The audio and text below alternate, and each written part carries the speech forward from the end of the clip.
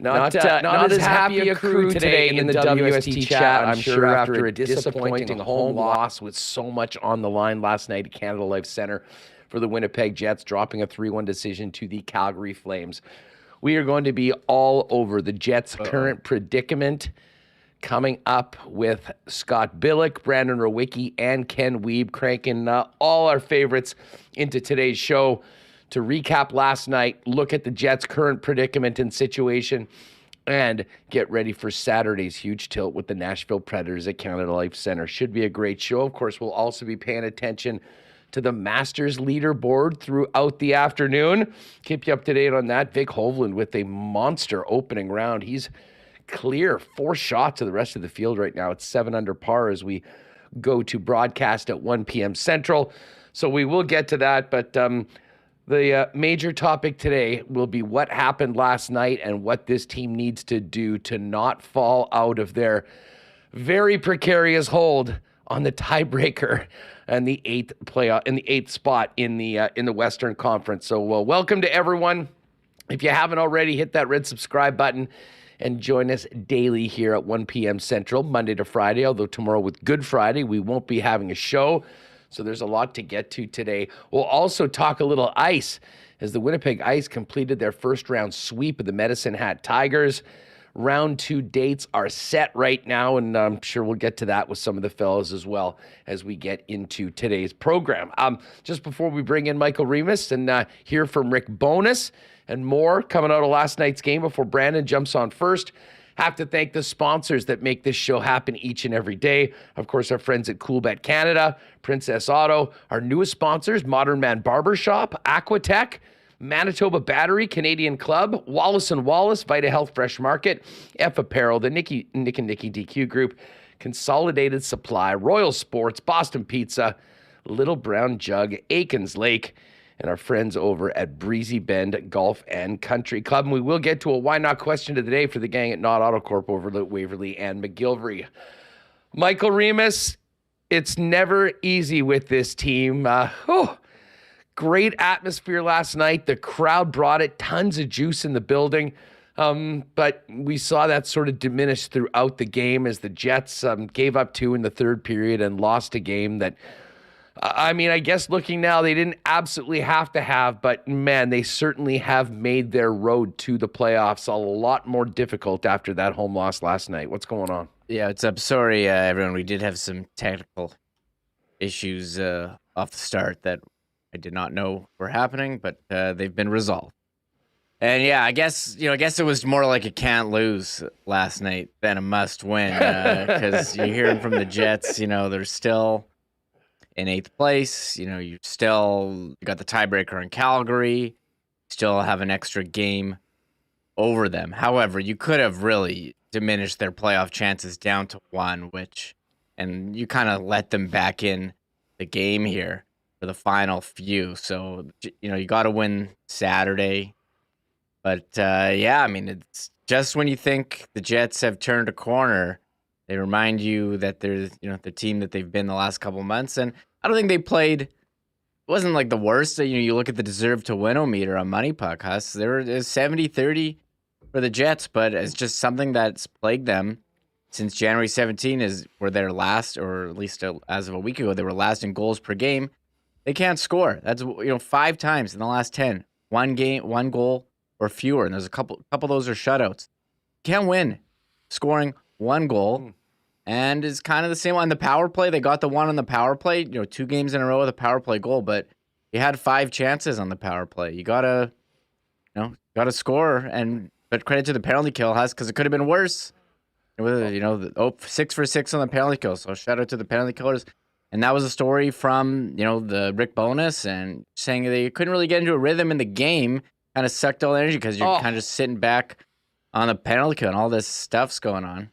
And I'm not sure how this looked from the television viewpoint, but being in the building, the game itself it lacked any flow whatsoever because of the parade to the penalty box. We were joking at the second intermission that there'd been like 5 or 6 minutes of 5-on-5 play. It was just one power play after another for both teams. And listen, it started off right off the bat with the boarding call to Pierre-Luc Dubois. And by the way, the fans jumping on Rasmus Andersson after that moment was funny and something we hadn't seen in a long time. And I think it just spoke to the juice in the arena that people were maybe thought that Rasmus took advantage of or milked it a little bit and then came right back out on the ice to get that early power play for Calgary. And the fans did not let him forget it, booing him at every opportunity. And I think that just spoke to the energy in the building and what the fans brought. But a lot of the flow of the play sucked a lot of the life out of the crowd as well. And of course, there was the nervous energy watching a team that certainly early on was clearly the better team, just not able to pop a couple goals on some glorious opportunities and give themselves a bit of a cushion. And lo and behold, Calgary found a way to get back into the game in the second period and then, played a desperate brand of hockey, got a goal, and, then did not look back. Jacob Markstrom was awesome last night. He was very engaged, as were many players on both teams, but in particular, Pierre-Luc Dubois and Jacob Markstrom last night. And I said, last night, a cautionary tale that the last time Markstrom had gone back-to-back, the second game of the back-to-back was his best game of the season in that 40-save shutout, winning 1-0 against the Minnesota Wild. And he certainly was the reason, at least early on in the first half of the game, that the Calgary Flames were in it. But when you think about the power play opportunities the Jets had, a number of very close point-blank chances with either open nets and big saves by Markstrom, missing the net at times. One of the more bizarre situations we've seen in a long time, Nate Schmidt with not one but two breakaways as a defenseman on the same penalty kill, not power play, penalty kill. And he had Markstrom beat clean on that second one and just put it outside. And that, in a lot of ways, was sort of the story of the night for the Winnipeg Jets, not able to capitalize on some pretty good chances earlier on. And when you allow a team like Calgary in their situation to hang around, you know that they're going to punch back. And unfortunately for the Jets, that's exactly what happened last night. Yeah, it's funny. You hear the term look ahead game, and it's pretty clear that Calgary did look ahead on Chicago and, got down, and maybe they were saving a little for the Jets, and it was definitely had a playoff, like atmosphere there, and it was playoff-like intensity. And in the end, it was Calgary who came out on top with the 2 third-period goals, and thankfully they're still, the Jets are still in a spot where they can make the playoffs, but you had a chance where you could, really knock the Flames down a 1% playoff probability, and you weren't able to do it. And, we were feeling pretty good here after back-to-back games of, 6 goals each. And, that, again, you get the 1 goal. Like, you're not going to win when you do that. So it's definitely tough, and they'll look to regroup. They did have an optional today. I haven't seen too many updates and move forward. But credit to Calgary, who played like the more desperate team yesterday as their season was on the line. And the way the Jets spoke after is like they knew they had a little wiggle room if they lost. They seemed like they didn't think it was a must-win. Yeah, I don't know what to say about that. I really thought that the energy from certainly in the building and from the team early on was exactly what you'd want. I thought they played a careful game. They didn't give up too much for the first half of the game at least. And I can tell you from being in the building, from my perspective, the Jets were, a step or two faster than Calgary early on in the game. And they just weren't able to score. And you look at what ended up being the final totals. Obviously, Kyle Connor getting that power play goal, but Connor -3, Scheifele -3, Pierre-Luc Dubois -2, and you waste a strong game from Connor Hellebuck over the most part, and more importantly, though, a chance to really put the Calgary Flames away and all but allow yourself a win and in scenario on Saturday. Still lots of work left to be done. So this is where this leaves the Winnipeg Jets right now. And again, we're going to be getting to this throughout the afternoon with all of our guests. But the Winnipeg Jets are now still holding on to that 8th spot on account of a tiebreaker. 89 points for Winnipeg, 89 points for the Calgary Flames. Calgary's played 79 games, and the Winnipeg Jets do have that extra game and the tiebreaker. So officially still in the playoffs, as Rick Bowness mentioned after the game, and we'll hear from him. But there's also the Nashville Predators, 3 points back of Winnipeg with a game in hand, and of course a head-to-head game against the Jets. The Predators are playing the Carolina Hurricanes tonight, so the Canes have some really, really tough teams on their schedule. Calgary Flames, not so much, though. Calgary gets San Jose, Calgary gets Vancouver, and Calgary gets the Nashville Predators. So, Calgary is right back in it on account of their win last night, despite blowing it at home against Chicago the night before. And it really does seem like this is going to come right down to that final week of the regular season, Reem. And this was an opportunity for the Jets to not have to worry about winning those games against Minnesota and Colorado. Nice to have those games still to be played, but it would have been a lot nicer for them to take care of business at home and then start planning playoff tickets, whiteout parties on that final week of the regular season. But I think this is going to come right down to game 81 and game 82 for the Winnipeg Jets. A couple things that came out of last night's game that I'm interested if anyone in the chat felt the same way. Now, the penalty kill had been awesome last night. And in the second period, on one of the many penalties that the Winnipeg Jets were killing, there were 7 seconds left on the kill.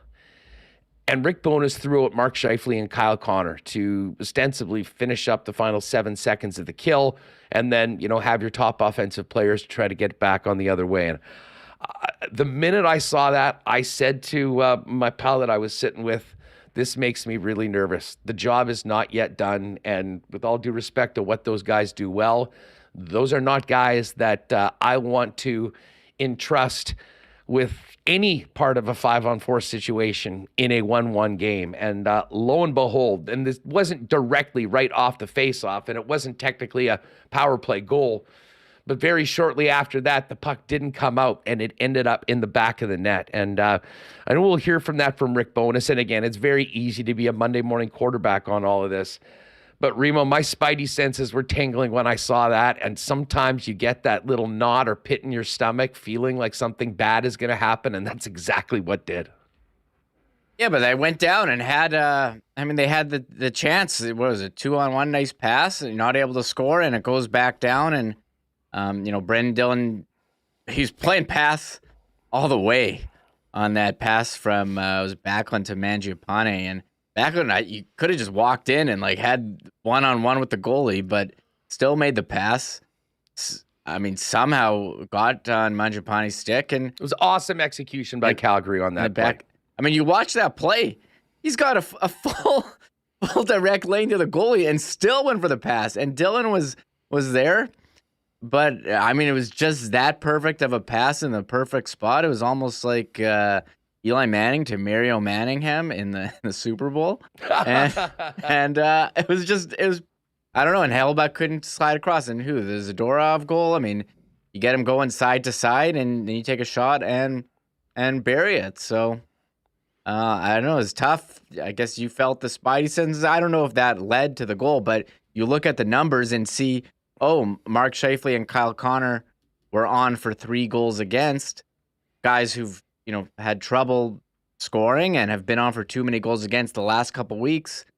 I think it's unfortunate. I don't know if I can blame them. They didn't score. Yeah, no. Listen, I just bring that up as I found it a little unconventional, and unfortunately, it ended up going in. But right before that, there was the 3-on-1 for the Winnipeg Jets. And that just goes back to essentially what my takeaway from last night was unlike the last couple of games where the Jets did a great job in capitalizing on great scoring opportunities from a combination of maybe not executing the way they'd like and some A-plus goaltending at times from Jacob Markstrom, that game stayed close throughout the first 30 minutes of the game, and it allowed Calgary to get back into it because they didn't seem like a team in the first period, Remo, that was playing for their playoff lives. To be perfectly honest, I think if 1 or 2 of those go in the first period, I think the Jets run away with that game last night. But that is the peril of not putting away a vulnerable opponent when you have the opportunity to do it. And, well, we ended up going into the third period in a tie game. And the next thing you know, the Jets are playing from behind. And then it was a 2-goal lead. And that was pretty much all she wrote. Listen, before we get to Brandon, let's hear from a little bit of feedback from the head coach last night. And we'll get into a little bit of Pierre-Luc Dubois, who was very involved in the action last night. As we said, so many penalties like last night, a complete lack of flow that, at times made it a hard game to watch, to be honest. I imagine that would be the same thing from a coaching perspective. Bones talked about the style of the game last night. We would have preferred to play more 5-on-5. You take 6 penalties in a game like that, and you're shooting yourself in the foot. There's no question about that. So that's what's disappointing. Yeah. They took a bunch too, though. So are you they did. regret getting dragged into that kind of game? That's not the way we want to play. But you want your players to play with emotion and passion. And sometimes it gets a little carried away, I guess. All right, bit bonus on it. Now, I don't know about you, Remo. I mean, listen, it was penalty after penalty, but for the most part, they were legitimate penalties. And I think the regret, certainly from a Jets perspective, it was just not being a little more efficient and careful with sticks, and handing over the amount of opportunities that they gave to the Calgary Flames, which kept many of their offensive players on the bench for extended period of times when they weren't out there on the power play. Yeah, if the Jets had a competent power play, that you could rely on to score goals, I don't think you'd be hearing that. I mean, their penalty kill has been awesome all year, and the power play is among bottom in the league since January 17th. And, when you got 5 opportunities, including a double minor, one of those is a double minor, although that might count for 2 anyways. They did score on that, on the part of that. But, I mean, if they can convert any of those chances, you go up 2-0, early, and it seems like once they got the first goal, they were going to run away with it. But that was not the case. You had a couple chances there. Dubois, I'm thinking, at the side of the net from a nice Morrissey pass was one. I mean, a great pass from Ehlers to Kyle Connor, and that's kind of what I thought we were going to see a lot this year, but Ehlers really didn't get that power play one time, and we've seen him make that play before. So definitely a tough situation there for the Jets here with all the penalties. Yeah, I mean, that really was the story last night. Bones talked a little bit more about just not being able to get in the flow of the game because of all the power plays on both sides. When you can't, when you want to get your bench rolling and play fast, and you keep taking penalties, you can't get your game going. You can't. So there's too many times that because of all the penalties, we were playing slow, and that's not how we want to play. But every time we tried, it seemed like we could get something going, we took a penalty. Then got to start all over again. So that's not how we want to play. Yeah. All right, so a little bit more of Bones on the penalties. Now, one of the things that became far more difficult for the Winnipeg Jets as the game went on, especially into the third period, was their ability to attack and get speed through the neutral zone, which I thought was there plenty early on in the game. It didn't as things got tighter, and especially once they were playing from behind. Bones talked about the challenges of getting speed through that neutral zone last night. We needed to generate some more speed through the neutral zones, what we were really focusing on the last 10 minutes. Moving the puck, and they were all back up, and they're standing up and making you shoot it in, then you got to go to work. And listen, we hit the post late in the game. We had a breakaway late in the game. They got a lucky break on their second goal. So the chances, that we had, they didn't go in. We had in the second period, we have a 3-on-1. We don't score. They go down, and 2-on-1, they score. It was one of those nights. Yeah, he kind of just laid it out. I mean, certainly an eminently winnable game that did not go their way, and some pretty great chances for the Winnipeg Jets to put the Calgary Flames away weren't capitalized on. And next thing you know, they're trying to generate that speed through the neutral zone to start up a comeback. Here's the question of Murat asking Bones about that end of the penalty kill where Kyle Connor and Mark Scheifele were out there. On that second goal, I'm not saying this is why it happened, but it was unique. You ran Scheifele and Connor with 7 seconds left. Was there a sense that, hey, it's only 7 seconds, we'll get out of it, go? No, it's a right-hand centerman, and Kevin was coming off, and Mark had, so the chances of getting that face-off were better, but we had control of the puck in the corner. We threw it away. That's what caused the problem.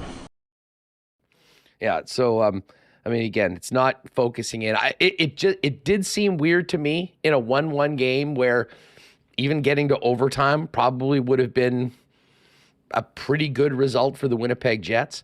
And again, it's very easy to nitpick after the fact, but it was something I noticed when it happened. And then, of course, shortly thereafterwards, unfortunately, the Winnipeg Jets were down. There was a successful goalie interference challenge last night, which took forever. It was one of the longest challenges I can remember, and just added to the tedium of so many things that were happening, preventing this game from really getting going last night. Bones talked about the successful challenge after the game. Listen, you are rolling the dice. We saw the guys bump into Connor, and he spun him around. He couldn't get set for the next shot. It could have gone either way, but you got to call it because our goalie got bumped and they scored. Our penalty killers were doing a good job, so it was worth the gamble. Yeah, and I think the key part of that, Remis, is listen, the goal is so important, and the ability to get that one off the board and maintain the 1-0 lead, I think, showed that it was the right call. But if you're Rick Bowness right now, and this really is credit to the penalty kill, which has been really good all season long, I think you've got the confidence, you have the ability to go for challenges like that in that situation, because you know that chances are your PK is going to get the job done, as they did consistently last night if it doesn't go your way. And Connor Hellebuyck, when he gets interfered with, he'll let them know. You saw the replay, the skate into the pad, and he got turned around. Sometimes you never know what these challenges, and Hellebuyck has been pretty, gone to the bench saying, I was interfered with, and it doesn't go the Jets' way. This was one that they did win, so shout out to them, because that was a pretty important, important call in the game. However, Calgary ended up scoring shortly after that, so you win, but then you still find yourself tied shortly after. Yeah, here's a couple more clips, and then we'll bring in Brandon Rewucki. Big picture, looking ahead with where the Winnipeg Jets are. Bones talked about what they can learn from this and apply in a game they have to have on Saturday. Well, we again stay out of the box. Let's play 5-on-5, and let's play a lot faster. But when you're taking 6 penalties, it's hard to do the way we want to play. So we got to stay out of the box, play 5-on-5. Like, we've been pretty good lately with the staying out of the box tonight. The tripping and the pushing and shoving. Well, I don't like the other penalties. The pushing and shoving, they're going off with us. So, but we got to stay out of the box on the other ones. All right, and one more from Bones. I'm reiterating that all is not lost, and his Winnipeg Jets are still in 8th place. We're still in 8th place. That's where it leaves us, and now it's up to us to keep it. Yep. That's where we are. Not obviously the result you wanted, but the crowd seemed like they showed up tonight, gave you that kind of burst. Great crowd tonight. Yeah. How important are they going to be in this rest of the 5 We're going to need them Saturday night for sure. Yeah, and again on Monday. But again, it's just one of those nights. It's 1-0. We go down on a 3-on-1. We don't score, and then they go down and score, and that could have been 2-zip right away. And then we could build off of that. We did. We had the chances, and we just didn't score to give us that boost. And even at the end, Adam hits the post. Nick has a breakaway. Like, we need those. They went in the last couple of games. They didn't go in tonight. All right, so there's Rick Bowness. We'll maybe get to a little bit of Pierre-Luc Dubois in a few minutes as well. Ken Wiebe still to come, Scott Billeck later on, and Brandon Rewucki jumping on in just a second. Before we do that, big shout out to our newest sponsors over at Modern Man Barbershops, now with 8 locations in Winnipeg.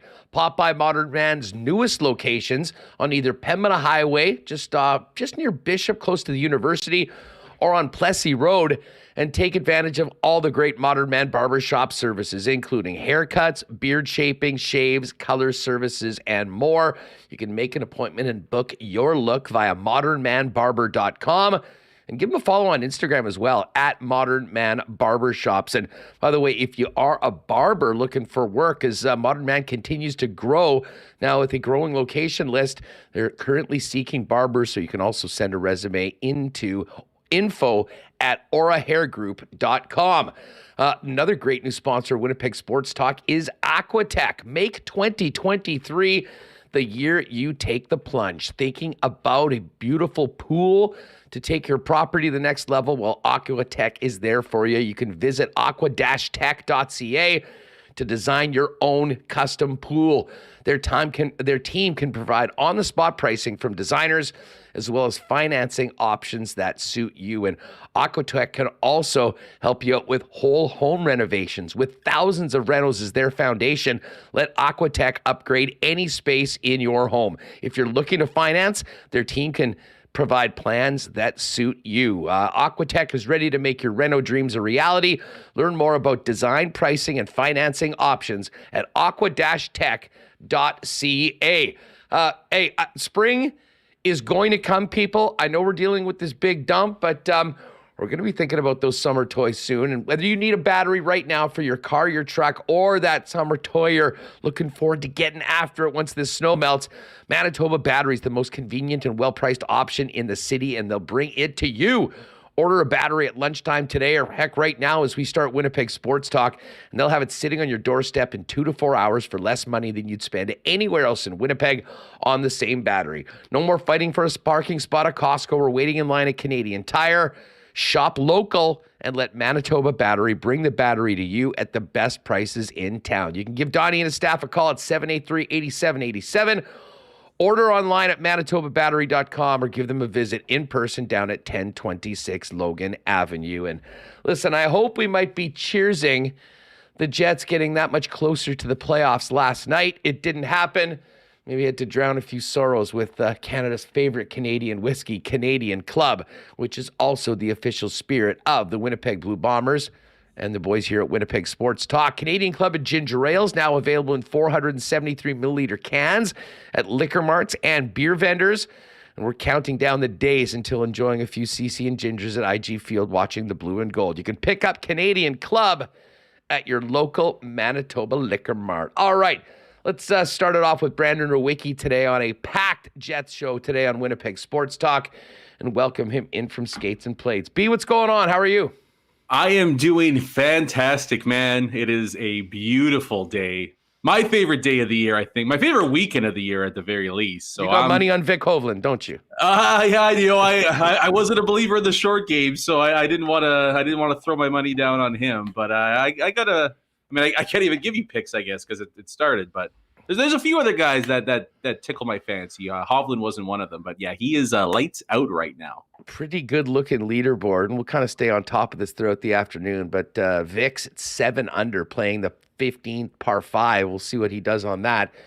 And then at 4, Xander Schauffele, who's always there, John Rahm, and Brooks Koepka looks to be back. The big guy repping the Live Tour, 4 under through 9. And then Shane Lowry, Adam Scott, Cam Young, Sam Burns all at 3 under par. As I said, we'll stay on top of the Masters throughout the afternoon, but let's get to the Jets. And yes, I was in a great mood. Long weekend, Masters is here, but I'll be honest, I really felt this through the first half of the hockey game, that we'd be having a pretty celebratory crew here today, talking about another big win at home for the Winnipeg Jets. But as I'd said earlier on, I mean, it wasn't like they didn't generate. It wasn't like they didn't come to play. This is a very different game than some of the really disappointing losses for the way the team came out.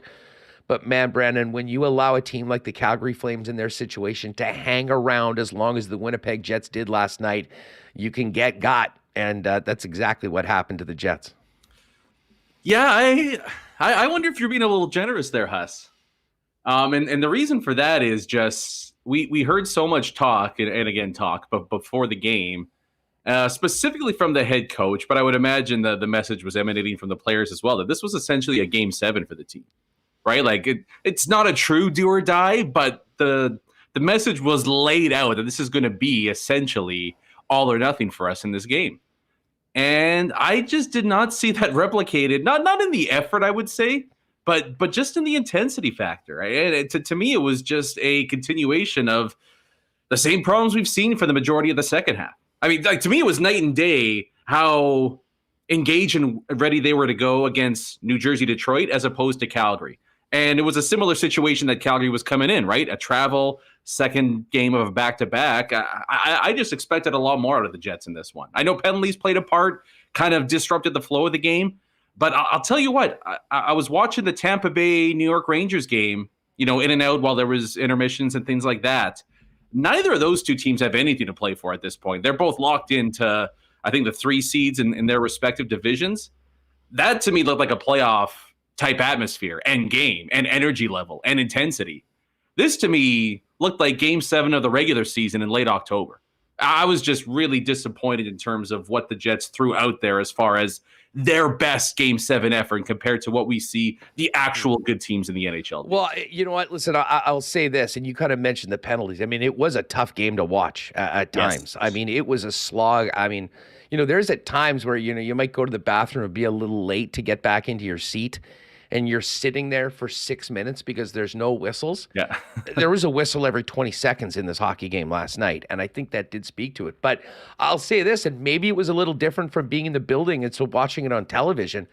But I mean, I didn't feel like the Winnipeg Jets were off of what they were doing beforehand, at least in the first period. I mean, they were clearly a step faster than the Calgary Flames. I mean, they had far greater puck possession, chances, and it seemed like Calgary was just sort of hanging on at times. And I really did think that once they got that power play goal on the Lucic double minor, that the opportunity was there to go for the throat. But it didn't happen. They got the benefit of the goalie interference penalty, and then, unfortunately, shortly thereafterwards, Calgary did tie up the game. But to me, the combination of, I think, some tension when things didn't go their way early on, when they actually were playing quite well, to, basically all of a sudden being in a game that, I mean, listen, I thought was eminently, they could have had a far greater lead. When you don't do that, you allow a wounded animal maybe to get back in it. And Calgary, to their credit, found a way to be much more effective in the second half of the game, I thought, than what they did earlier on. And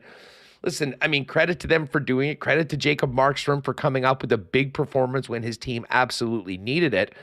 But the Jets, I thought, did fall off and get away from it a little bit. And part of it was maybe the situation that they were in, realizing that they were that close, I think, to really being in a situation where they could put those guys away. And the next thing you know, in the third period, you're playing from behind.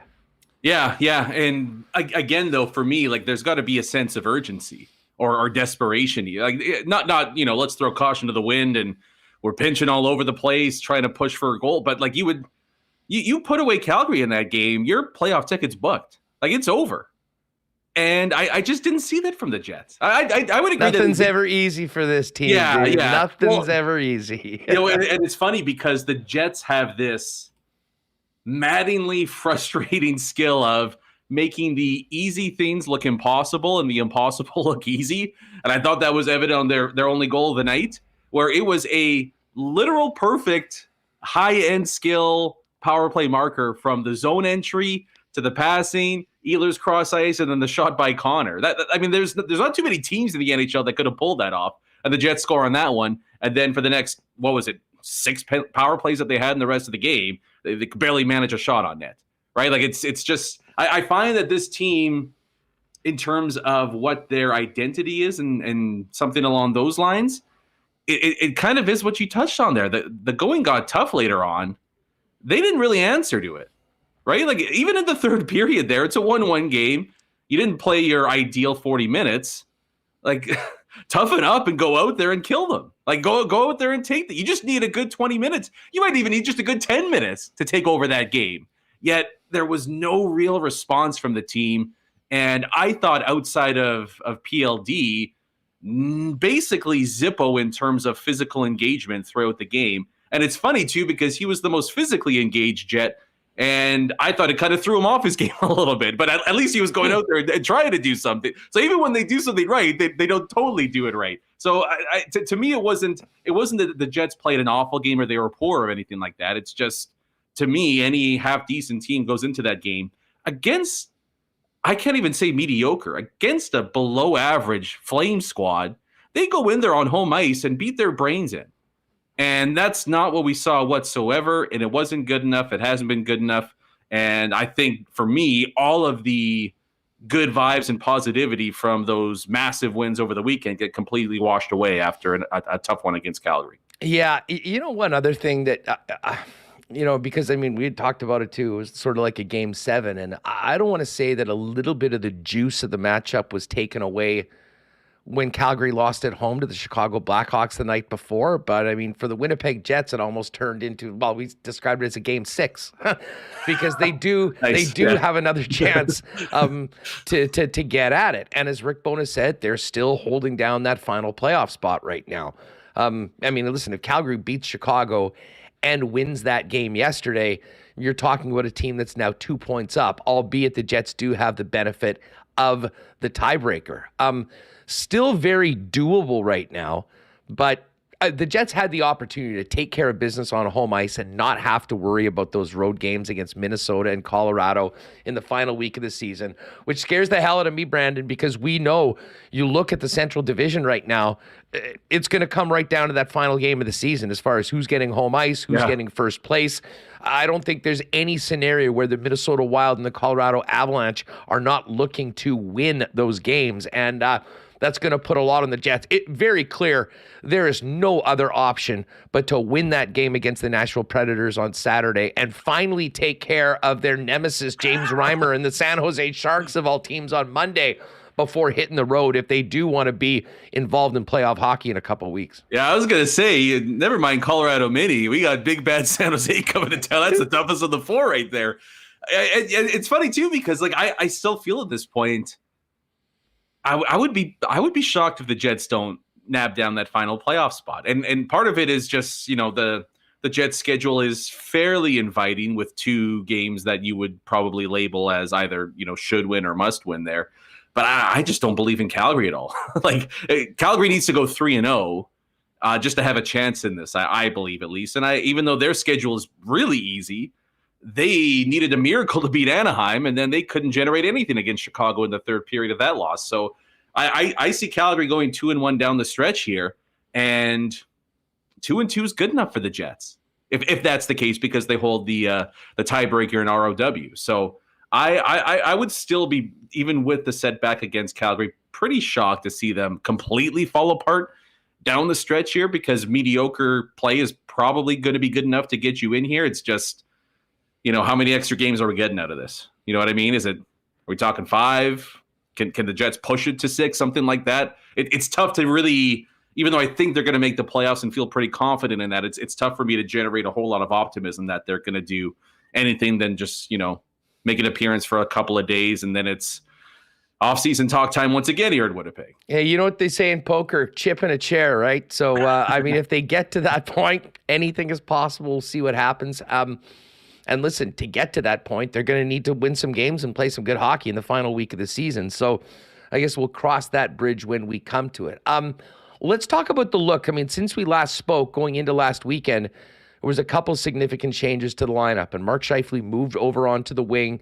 We saw some great results early with that line and overall with the Jets in the games against Detroit and New Jersey. Obviously not the numbers that you'd like to see with the -3 beside 2 of your best players and the inability to get it done on 5-on-5. But overall, what have you thought about the look of that line loading up with Dubois, Connor, and Scheifele? And was it at all different last night as opposed to, the high-flying goal machine that looked like we had for 6 periods over last weekend? Yeah, I don't like it. Even when it happened and the second line themselves had a pretty monster weekend as well, I don't like it. I just feel like, and especially if you're the GM of this team, like the whole reason you built this forward group was behind one main principle. And that was a 1-2 punch of Scheifele, Dubois can go up against the best in the West. Like that's what this whole forward core is built around. So why you would shy away from that at the most critical time of the season, just it doesn't make a whole lot of sense to me. And I still feel like this team's best opportunity at pulling off an upset in the postseason comes with, whatever lines you want to label them, but having Scheifele, Dubois down the middle there. Nemestikov's been a great soldier for this team. I just think he's overmatched as a second line center. I think he's better off on the wing anyways, never mind playing down the middle. But then to do so against, stellar opposition as a second line center, I just think you're asking way too much out of him at this point. And I think you're much better suited having him play a complementary role on Adam Lowry's line there. And I think going Scheifele Dubois as well, that gets Nino Niederreiter a lot more ice time as well. Should get Nikolai Ehlers a lot more ice time. And I think, we've talked about Ehlers' ice time for 3 years now, but haven't loved seeing Nino kind of get pushed down the chart a decent amount either here. Never mind Morgan Barron as well. Maybe he deserves an opportunity up there in the top 6. I just feel like if this team legitimately wants to make noise here, it's got to come with Scheifele Dubois 1-2 down the middle. Well, I mean, listen, this speaks to where Mark Scheifele's game was coming out of that San Jose game. And we don't need to go back into what he had to say and the eye roll and what Bowness had, but that line and that player in particular that they need so much out of was not having any success whatsoever. And to me, this was a quintessential in case of emergency break glass situation, and the glass was broken and they went to something that was somewhat unconventional to try to get some things going. And listen, credit to them for doing it. First game that happened, Scheifele scores, Connor scores, and Wheeler scores all in the first period. And it kind of seemed like all was right again. I mean, I do agree with you. This was never the intended plan. But certainly I think it spoke to the defensive issues that Scheifele was having and the fact that they just simply weren't scoring. And the early returns were very good. And listen, I still think that line could have popped a couple last night. They just didn't go in.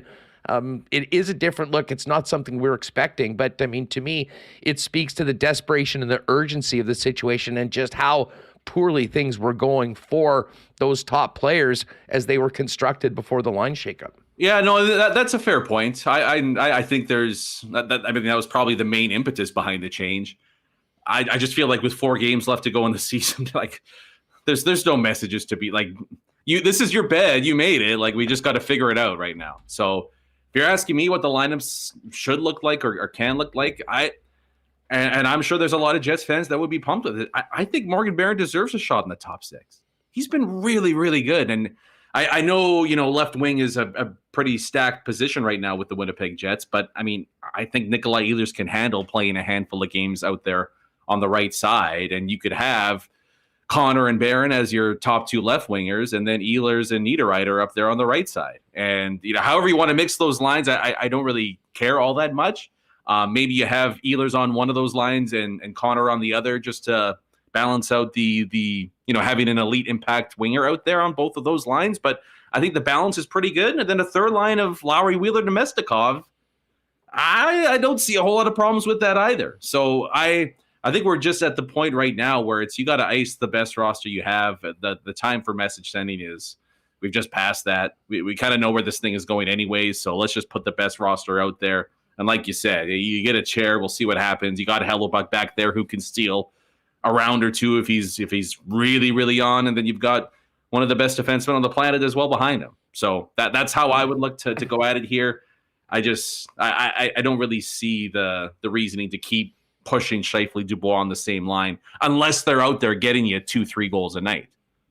Yeah, it just didn't happen last night. Well, and one of the other things, and this is more from the weekend game, certainly the last night, there was some real chemistry with Ehlers playing with Nemestikov. Wheeler looked like a different player in those games last weekend for whatever reason. I thought he struggled at times last night, looked maybe a little bit more like the guy from the San Jose game as opposed to the 2 home games on the weekend. But it really did allow Ehlers to be the dominant offensive driver of that line. And, the early returns were really good. I didn't get that feeling last night. I thought that the line sort of struggled. And again, a big part of this, Brandon, has to be part of just the flow of the game with so few 5-on-5 shifts at times and going long stretches where you're either out there on long power play shifts and you come off and then you're sitting for another 2 or 3 minutes because of PK. And much like Mark Scheifele, the Winnipeg Jets will go as far as their top players go. Nikolai Ehlers is one of those guys and sort of was given the opportunity to be that player for the second line. I just didn't think that he and his line ever got into a groove last night, and they didn't have the same sort of dangerous chances for the most part that they had on the weekend in a game that a few more would have really helped them last night. Yeah, no, it wasn't their best outing for sure. I mean, the other problem too, and I think this has been a bit of an overcorrection or a problem with Bones and the coaching staff over the last little while, is this, insistence on having, whether it's Kevin Stenlund or somebody else, take faceoffs, and to get him out there, you got to take a winger off. And so you mentioned like the power plays and the penalties and all that disrupting the flow and the rhythm of the game. Well, so does, having to come off the ice for a faceoff, then having to jump back on mid-shift, and then it's, I've only got 30 seconds, 20 seconds left in my, I think there's just too many things here, and I'm one of the believers that faceoffs are overstated in terms of their impact. Throughout the course of, there's important faceoffs during a game, and I can understand doing that in the final 10 minutes, protecting a lead, but you can't play that way throughout the whole course of a game when you're taking off one of your best, most impactful players to get just like a 6% increase. Well, and you know what? And Bowness talked about that after the San Jose game, and he more or less basically said that he needs to get Nikolai Ehlers out there more. I mean, I think it was, and I'm not sure whether he just looked at the game sheet and realized that the number was a little bit low. I mean, there were so many things that weren't going well for the team in that San Jose game. I'm sure he was thinking about a lot of things, but it did seem like that really resonated with the coach, and we saw a lot more of that line, and they looked great in the games, against Detroit and New Jersey. That being said, a team like the Calgary Flames that is not particularly fast, but they're certainly bigger and stronger than most teams, definitely more physical than most teams, were a matchup that did not work in Winnipeg's favorite last night. And that's sort of a line then, if you're not getting the scoring at 5-on-5 from your top two lines, you sort of lean on your bottom six. And obviously, I mean, Jacob Markstrom was really good last night, lucky at times as well. But there wasn't that big push, back to your original point, in that third period, of a team that had every reason and every opportunity, I think, really to take it to a team playing their third and four nights and the second end of back-to-backs after a loss that I think to a lot of people, certainly around the Flames, if not in the dressing room, was all but a dagger to realistic hopes of making the postseason. Yeah, and how does Calgary win the game? Fourth line goal. And this is just something we've kind of had to accept as fate here in Winnipeg, is that the bottom sixes of other teams can give them big goals. That just doesn't happen with the Winnipeg Jets. So it's that brutal combination, right, of the over-reliance of your top six. When they do great, everything's great. When they go south, there's not really a fallback option for this team. And I think that played out once again last night, where they're just, I don't know if there was any offense created, in all honesty, outside of a few shifts from Adam Lowry. Adam Lowry had a great chance there later in the game, missed the net on that one. That's what the bottom six does here in Winnipeg. They just don't contribute to the same level that Calgary's does. And Calgary's got a pretty good for it. I mean, Milan Lucic just played pretty damn good hockey again. I think he's got over 20 points this year. I mean, he might be outscoring the entire fourth line of the Winnipeg Jets right now. I do wonder too if we see Carson Kuhlman come back in at some point, just from the sole fact he was in both of those games on the weekend. He's got a ton of energy. I mean, he doesn't score a whole lot either, but there is a noticeable jolt that he brings to the lineup. So you wonder if maybe he draws back in against Nashville. Yeah, I'm not going to be hammering a Kuhlman goal prop on Coolbet if that happens. But to your point, and I think, Bones, Menelainen wasn't bad last night. I mean, he was engaged, and I think they wanted a couple more bigger bodies, because I think they knew that the Calgary Flames like to manhandle teams after the whistle repeatedly, and he did find himself in some of those situations. But I don't necessarily disagree with you on that we could be seeing Carson Kuhlman come back in just based on it was the winning lineup, and he did some good things. Although Menelainen really in for the PK, and there's no way you can fault the penalty kill for anything last night. Team, yeah. In a lot of ways, I mean, they've been consistently elite pretty much all season long. And at a time in a game like that where the power play did get one but had way more opportunities to get it the other way, this team would have been screwed if the penalty killers and Connor Hellebuck didn't do the job when they were down a man. The PK is, I mean, it's by far been the most consistent part of this team, and I would say the best part of their team play as a whole. So, I mean, kind of surprised that they actually won the special teams battle and ended up losing the game. I don't know when the last time. Yeah, in a game that was all special teams. Yeah, of course, that's just the way it's been going. Of course they do that, and they still find a way to lose there. But I can understand if Menelainen doesn't give you anything at 5-on-5, but you look at the numbers, he is an elite penalty killer. Like he's really, it's not just that he's good and the Jets system as a whole, he's really, really good and does a great job with that. So I can understand that there. And you make a great point too. You know, Koolman coming in isn't a guaranteed goal coming off the bench like Willis Reed or something like that. So there's not a great option for the Jets, but you know, that's kind of picking hairs when you're talking about the fourth line, because you're right. Ultimately, what the top guys do is going to determine how far the Winnipeg Jets go here. Hey, listen, just before we say adios, let's talk about something a little more upbeat, and that is round one at the Masters. So Vic is playing 17 right now. He's 7 under. Shoffley and Adam Scott at 5 under. And I got a little piece on Shane Lowry at 65 to 1. He's 4 under, along with John Rahm and Brooks. And how about this start for Sam Burns? Birdie on 1, eagle on 2, birdie on 3, 4 under after 3 holes. He parred number 4. He's got some mojo coming in after the match play, and he's a guy that a lot of people don't think of. I think his number was around 50 or so when looking at the odds board. But man, this leaderboard right now with Rory and Tony Finau and some of the guys going out this afternoon, about as good as it gets. And of course, we do have some live representation as well, with Brooks coming off his big win at Live Orlando. Heading into this week's Masters tournament. Yeah, well, when you win the Live Invitational at the Country Club in Orlando, it's pretty tough not to pick the guy with the biggest momentum there. There is so many young cats out there that are just killing it. I mean, there's the amateur too that's playing with Scotty, Sam Bennett, I think, right? He hits it a mile. Cam Young. Cam Young looks. He's swinging the ball really good right now. That Bennett, by the way, started birdie eagle. Yeah. He was 3 under after 2. Amateur. Yeah, and I wonder how many of these young kids have played like the Masters. I guess so much on like either EA Sports or PGA 2K that they're not as like, you know, they kind of know what the layout is because you play it all the time. That's kind of what I think if I ever got out there on the course. But it's going to be a really, really competitive weekend. My pick. I'm a little worried now that I'm seeing all these young dudes like, you know, shoot up the leaderboard pretty quickly. But it feels like every year at Augusta we're due for a sentimental champion. And I like the way Jason Day's playing right now.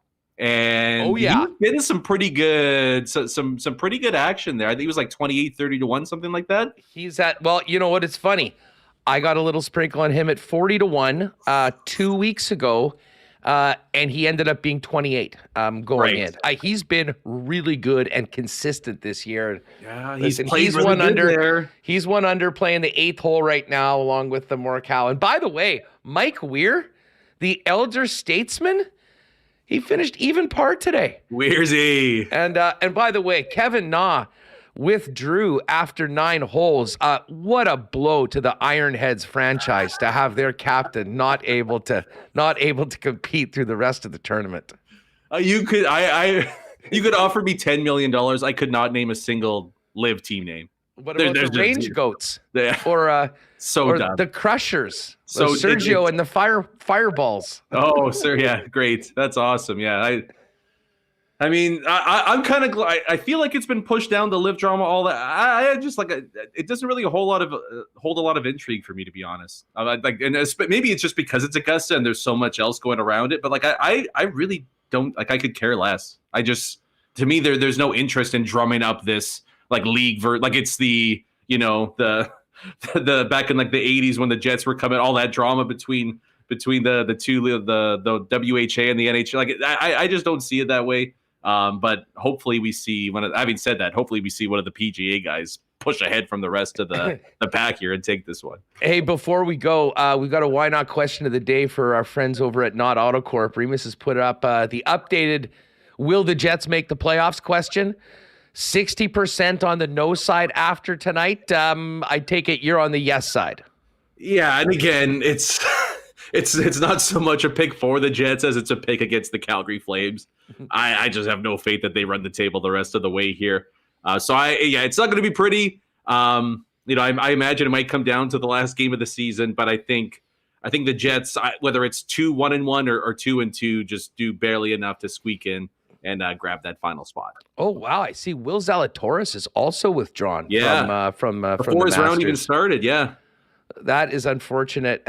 Bryson 4 over right now. That's not good. Not good for the Crushers, that's for sure. And Phil's really been letting the high flyers down all year, but he's popped a couple birdies lately, so he's looking good. Rory's on the course right now. Fino, the boys, even par right now through the first few holes. DJ as well. So it's going to be a fun afternoon at Augusta.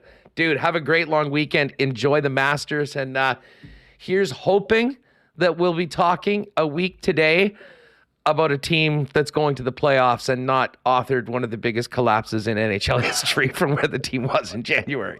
Okay, it's going to be okay. Don't worry. We're going to crack open the WST-approved Canadian club here. We're going to have ourselves a great long weekend, and then we'll be talking playoffs sometime late next week. It's all going to be okay. That's what I'm talking about. Thanks, buddy. Enjoy the Masters, eh? Yeah, you too. Have a great one. All right, good stuff. Ken Wiebe coming up next. Scott Billeck as well a little bit later on. We will keep you up to date on what's happening at Augusta throughout the afternoon. Hey, folks, if you're looking for great prices on natural and organic supplements, beauty products, and groceries, and Winnipeg's largest assortment of local products, you got to pop by and see our friends at Vita Health Fresh Market with 7 Winnipeg locations and online at myvita.ca. Have you had your healthy fats today? Yes, there is such a thing. Omega-3 fatty acids are beneficial for your skin, brain, joint, and heart health. That's where Health First Omega Supreme comes in. Get your healthy fats the easy way with this 1-a-day soft gel. Health First Omega Supreme is on sale all month at Vita Health Fresh Market, empowering people to lead healthy lives. 7 Winnipeg locations, including the newest store in Linden Ridge, and online at myvita.ca. Well, we got the big dump one more time for the winter, and now it's time to look ahead to spring finally coming here. And of course, Wallace & Wallace, Winnipeg's fencing and overhead door specialists, are ready to get this snow out of here and get working for Winnipeggers. You've seen their fences and trucks all over the city. They've been serving residential and commercial customers since 1946. If you need the security and protection of a new fence, or if winter's done a number on your old one, they've got you covered with vinyl, ornamental, welded wire, chain link, or wood fences. Whatever the right ones for you, they have it. And hey, if it's time to replace your garage door, they've also got Winnipeg's largest selection of overhead garage doors. 452-2700. The Wallace & Wallace team can arrange a time to come out and give you a free estimate. You can also visit them at wallacefences.com or pop down to their showroom on Lawson Road off of Kenniston. Speaking of spring, how's the menswear? How's the closet looking, fellas? If you need to up your menswear game heading into spring and summer, you need to pop by and see our friends at F Apparel. Custom suits beginning at $400, along with chinos, golf pants, custom shirts, both tucked and untucked styles, and an incredible selection of menswear accessories. 15% discount for wedding parties if you get your suits from F Apparel. And of course, a great offer for high school grads, a free custom shirt and tie valued at about $150 for 2023 high school grads with the purchase of a new suit. Pop down and see him at F Apparel, 190 Smith Street, or make an appointment at EPHapparel.com. And hey, snow behind us. Let's get to the good kind of blizzards, huh? Nick and Nicky DQ, 4 locations, DQ Niverville, DQ Northgate, DQ Polo Park, and DQ St. Anne's. We're done with this snow, but we're getting into the good blizzard season. Pop by this weekend with the fam. Support a great sponsor in the best way we know how, and that's chowing down on some of those delicious blizzards and maybe a few stack burgers as well. Hit them up on Instagram at DQ Manitoba if you want to get a custom DQ ice cream or blizzard cake for your next event. All right, let's head down to the rink. Jets optional today. Lots to get to with our man worldwide Wiebe himself, Ken Wiebe, who joins us now from the basement at Canada Life Center. Weber, what's going on? How are you? It's great to be with you. I will apologize in advance. It's a bit of a construction zone down here. We don't have any drilling or hammering currently, but I can't guarantee that will be the case throughout the course of this next 25 minutes here. Hey, I'll tell you what. We're going to do our best. It'll give us a nice K&R post-game vibe. Maybe someone can vacuum right beside you or something like that. Although you've done such a great job. This new mic is so good and sounds so good when you're on. And you've become a bit of an expert of the mute button as well. Unlike some people we know, So it's all working out well. Listen, we'll get to practice in a minute. What did you think about last night's loss for the Winnipeg Jets? Where did things go wrong, and how did you feel the team played overall? Yeah, it's interesting, Huss. Definitely great tension in the building, and that's what playoff races are all about. In terms of the Jets' play, I thought it was disruptive. And they were doing some disrupting themselves, but ultimately, I don't think they dictated the terms of engagement yesterday, Huss, in terms of the style of play. They were playing a Flames team that was definitely in desperation station, and they played with the sort of urgency you would expect a team that had its season on the line to be playing with. I know Rick Bowness talked about that Game 7 mentality for both teams. I only thought that one team brought a Game 7 mentality to the game, and I thought that the other team played like they had a 2-point cushion and had the schedule, has the schedule advantage, to a degree that they own the tiebreaker. I don't think the Jets played poorly. I don't think that they were poor. I don't question the effort. I just didn't see the same level of urgency from them in that game. And quite frankly, from today, Huss, whether it was Scott or Neil or some of the players who spoke, there were times where the Jets, I would say, got a little bit tentative. And the fact that there was such a parade to the penalty box, and this is no knock on the officials. Many of those penalties, or if not most of them, were well deserved. But it wasn't a game that required 30 minutes of penalties to be called. It was not a dirty game. There were a couple of plays that were questionable on either side.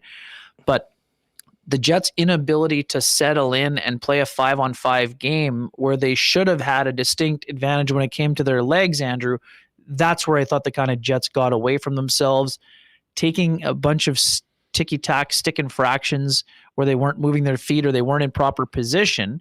Now, that's also a problem for a team like the Jets, who they should have been dictating the pace and pushing the pace against a team that A, was tired, and B, was basically one loss away from having their season extinguished, quite frankly. You know what? I mean, and listen, Brandon and I had sort of different viewpoints on this, and I don't think he was in the building. I was in the stands. You were in the press box last night.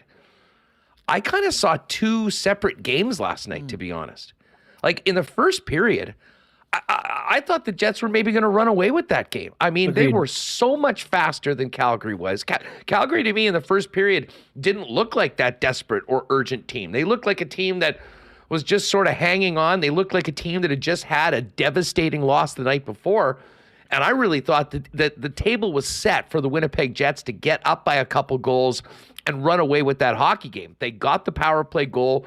Listen, Markstrom made a few big saves. And then I thought Calgary built throughout the game, and certainly in the second period, I thought the tide sort of turned. But to the Winnipeg Jets, I don't know, maybe you disagree. I thought they had plenty of opportunities that they just simply didn't capitalize on. And when you keep a team like the Calgary Flames in a game like that with everything at stake, at some point they're going to find a way to get back in it. And that's exactly what they did with that second period goal. And then come the third period, that was a team that knew that, wait a second, we're not dead. They got off the mat and did what they had to do to get the win. Yeah, bang on, Husson. And when I say I didn't think the Jets dictated the terms, I just thought over the course of, for surely the second half of the game, and yeah, I agree with you completely. I did think the Jets had a strong start out of the gate, even though they had to kill those two early minors. In a lot of ways, it could have put them behind the 8 ball. Yeah. Instead, I felt it gave them some life, quite frankly, the ability to kill off those 2 minor penalties. But then, and then they still did cash in on the power play. But to me, it's really odd, Huss. When the coach's challenge was successful, that should have given the Jets a boost. And I don't really think they got a sustained bump from that play, which, I mean, yes, they still, they were able to get, keep the Flames off. You used the word tentative. You used the word tentative. And I think after that happened, it was sort of like they got a scare into them. Mm-hmm. But that's when I saw maybe that tentative level. Okay, we've got this lead. And then the second that Calgary got one, and all of a sudden it was a tie game. And you even felt it early on in the first going, okay, or early on in the third, can you hang on? What does it mean if this game goes to overtime? I mean, that's what I'm thinking in the stands there about all the permutations on it. And lo and behold, Calgary gets a goal and they're playing catch up. And then, as Rick Bowness said, I mean, their ability to get speed through the neutral zone into the offensive zone was everywhere in the first period. It wasn't at all in the third period. And that played right into the hands of the Calgary Flames. And credit to them for stepping their game up. And that's what I meant by kind of bringing the game into the mud, where they didn't want to have it to be a wide open game. And it's such an interesting dynamic, Huss, because the Jets went in a sequence from having a chance on an odd man rush. Scheifele waits a split second too long on the 2-on-1. It's a smart move to try to get the backdoor tap, but it's just like a split second too late. It leaves Dubois in a tough spot. He doesn't really get much on the redirect. Markstrom pushes over, makes the save. And not only do the Jets not capitalize, Huss, Calgary goes the other way and scores a beauty. And all of a sudden the Jets are like, oh, geez, it's not 2-0. Now it's 1-1. And after that point, Huss, I'm with you. I think the Jets played hard. They didn't have a ton of chances. Yes, I understand Nikolai Ehlers had a breakaway late, and there was a great blocker save. And yes, Adam Lowry hit the post. But I just didn't think that the Jets pushed the pace the way their advantage in that game, Huss, was their legs, or should have been their legs. And I'm not surprised that they weren't able to crank it up the way they did against Detroit and New Jersey. But there needed to be a kind of happy medium between what happened and what the Jets wanted to happen. And they just couldn't find that after, I would say, around the 12 minutes into the first period. I'm with you. Skating super well early. And then I just didn't see a real big push. And, we praised the Jets' big weapons for finding a way to explode for 12 goals on the weekend. Kyle Connor had a very pretty power play one-timer set up beautifully by Nikolai Ehlers. But at 5-on-5, the top six was not nearly as dangerous as they were on the weekend. And that's not a finger-pointing scenario, Huss, but for a team that Rick Bowness clearly said the top six players will push them into the playoffs. I thought that several players were not bringing their A game to the table. And like I said, it was not from lack of effort, but the score line didn't look overly great for a line that had been really good the previous two games. Kenny, I don't want to make too big a deal out of this, but I was with Mo at the game last night. Perfect. Our pal Mo Gosselin. And the Jets were killing one of the million penalties that they had. And 7 seconds left, Kyle Connor and Mark Scheifele go out there. And I just said to him, I'm like, oh, this makes me really nervous. I said, this I'm getting the heebie-jeebies of what could happen. This power play's not over yet. Right. And sure enough, I mean, the puck eventually did get in, although it wasn't a power play goal. Did you notice that at all? Did that surprise you at all, considering the fact that it was a tie game? Or is this just Monday morning quarterbacking of something that happened that was more a coincidence? Well, Huss, I mean, it's something that you have to look at. It's our job to look at it. And in that scenario, that's why I said one team played with the game 7. Let's just put it this way, Huss. If the Jets were expected to take a game 7 mentality, if that were a game 7 last night, would that allocation of ice time have been distributed in that scenario? I would have waited a bit to get those guys out. I'm just saying.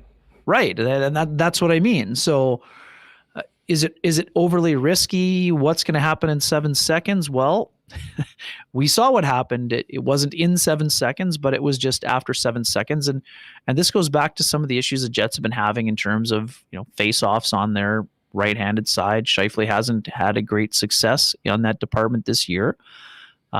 Should the Jets have sent Stenlund out? Should they have sent Adam Lowry out to try a tie-up? Any of those options probably would have been considered.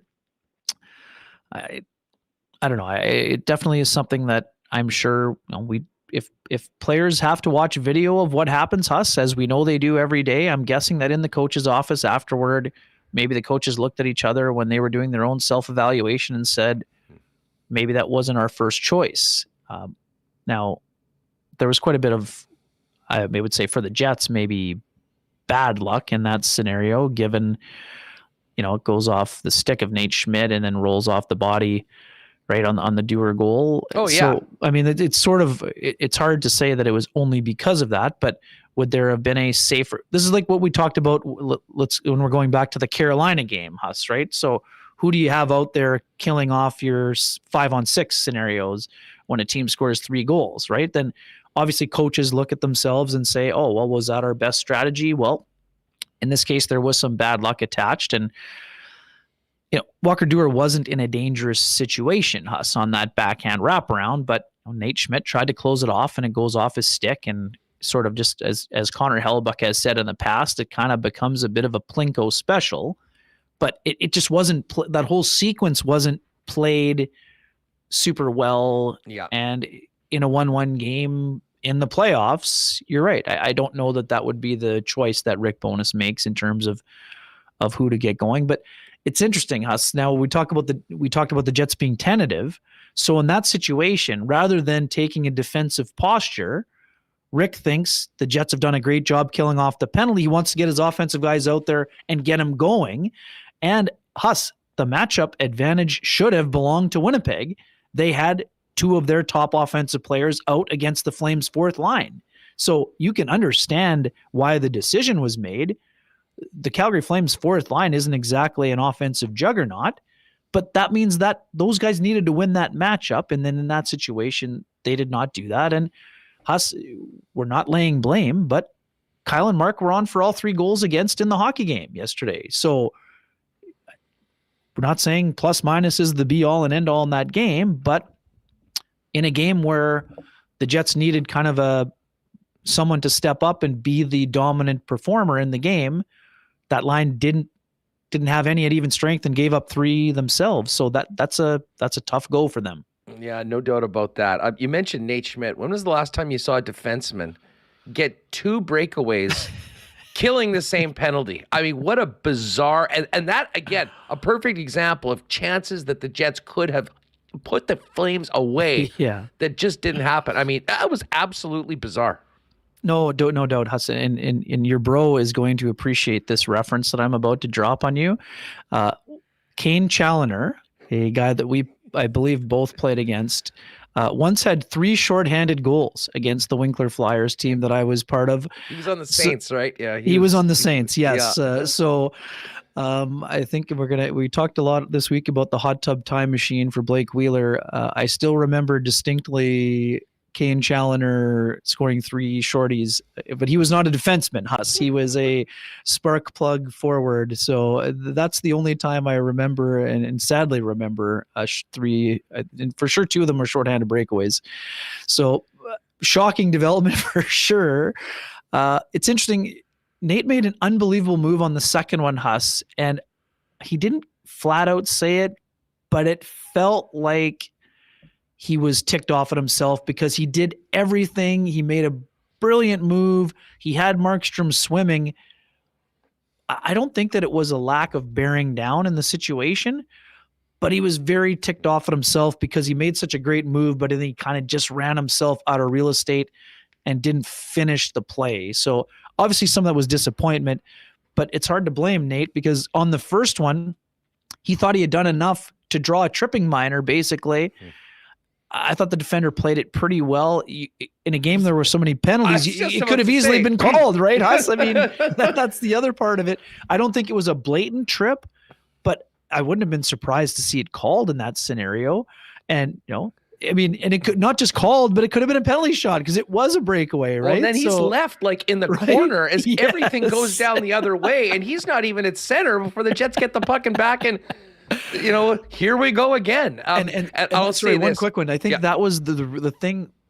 Nate was shocked that the puck came to him, but I think that because he was so tired from getting hauled down on the first breakaway, that even though his mind worked perfectly with the move, he just didn't have the exertion to be able to complete the play on the forehand shot that just sailed into the side of the net. Well, and listen, he made a great move on Markstrom and really did have him beat. Mm-hmm. But Markstrom, he was desperate and he did everything he could to get his pads up and at least take some of that net away, and made it more difficult for Schmidt to capitalize on it.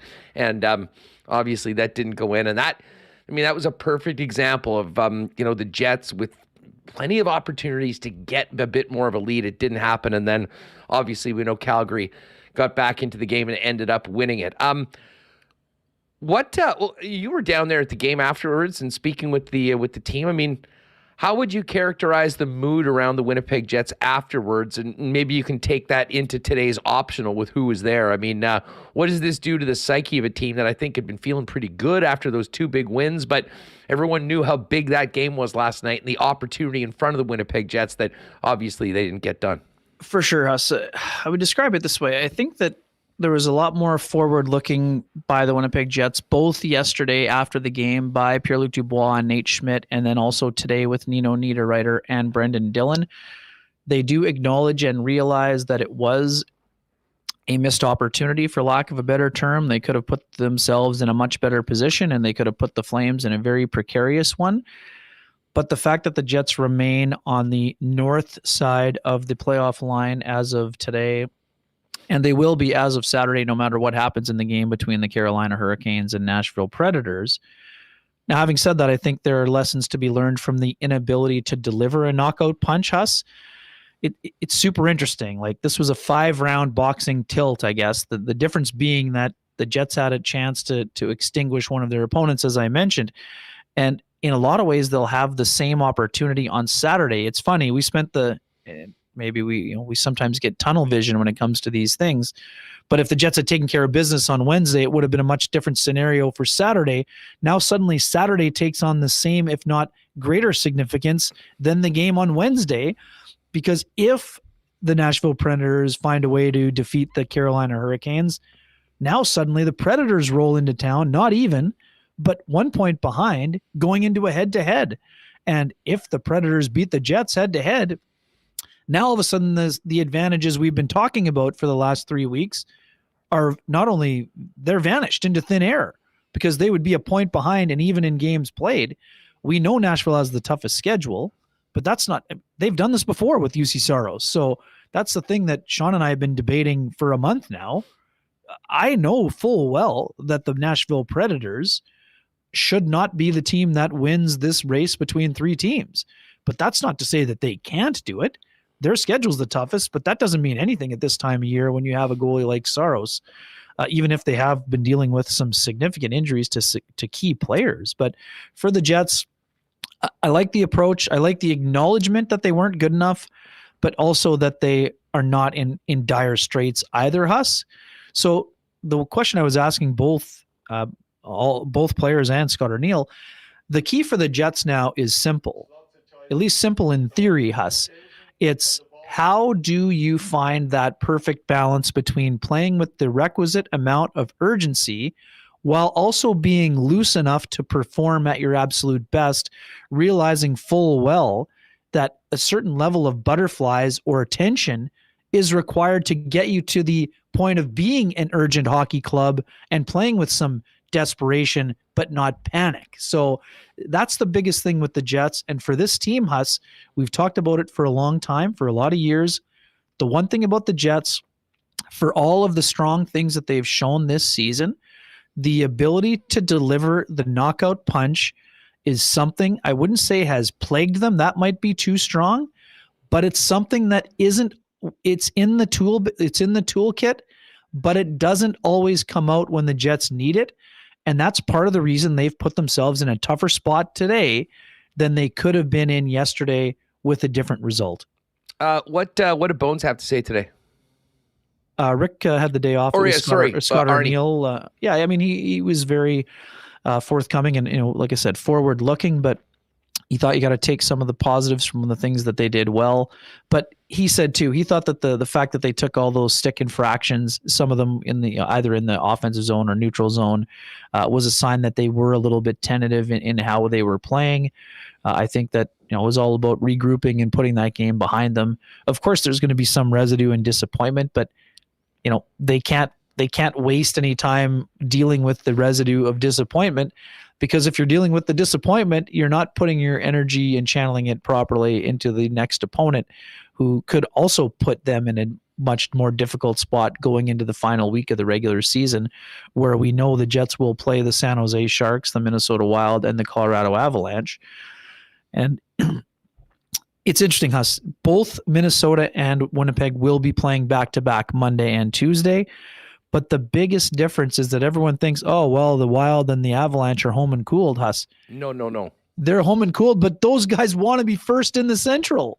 So these are not throwaway games for the Minnesota Wild or Colorado Avalanche. Both of those games are going to be very important for both of those teams. If they have their sights on first place, if they want home ice in the first round.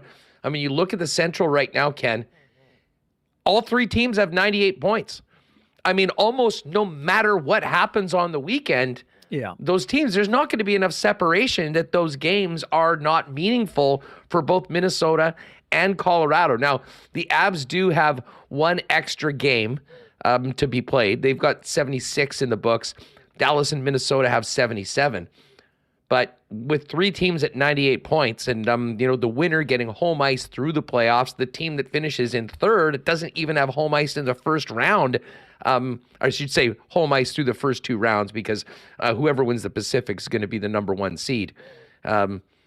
You're exactly right. And Huss, quick one. Sorry, that the game in hand, it's against Nashville the day after the Jets play Colorado. So it's super crazy because Calgary is done on Wednesday.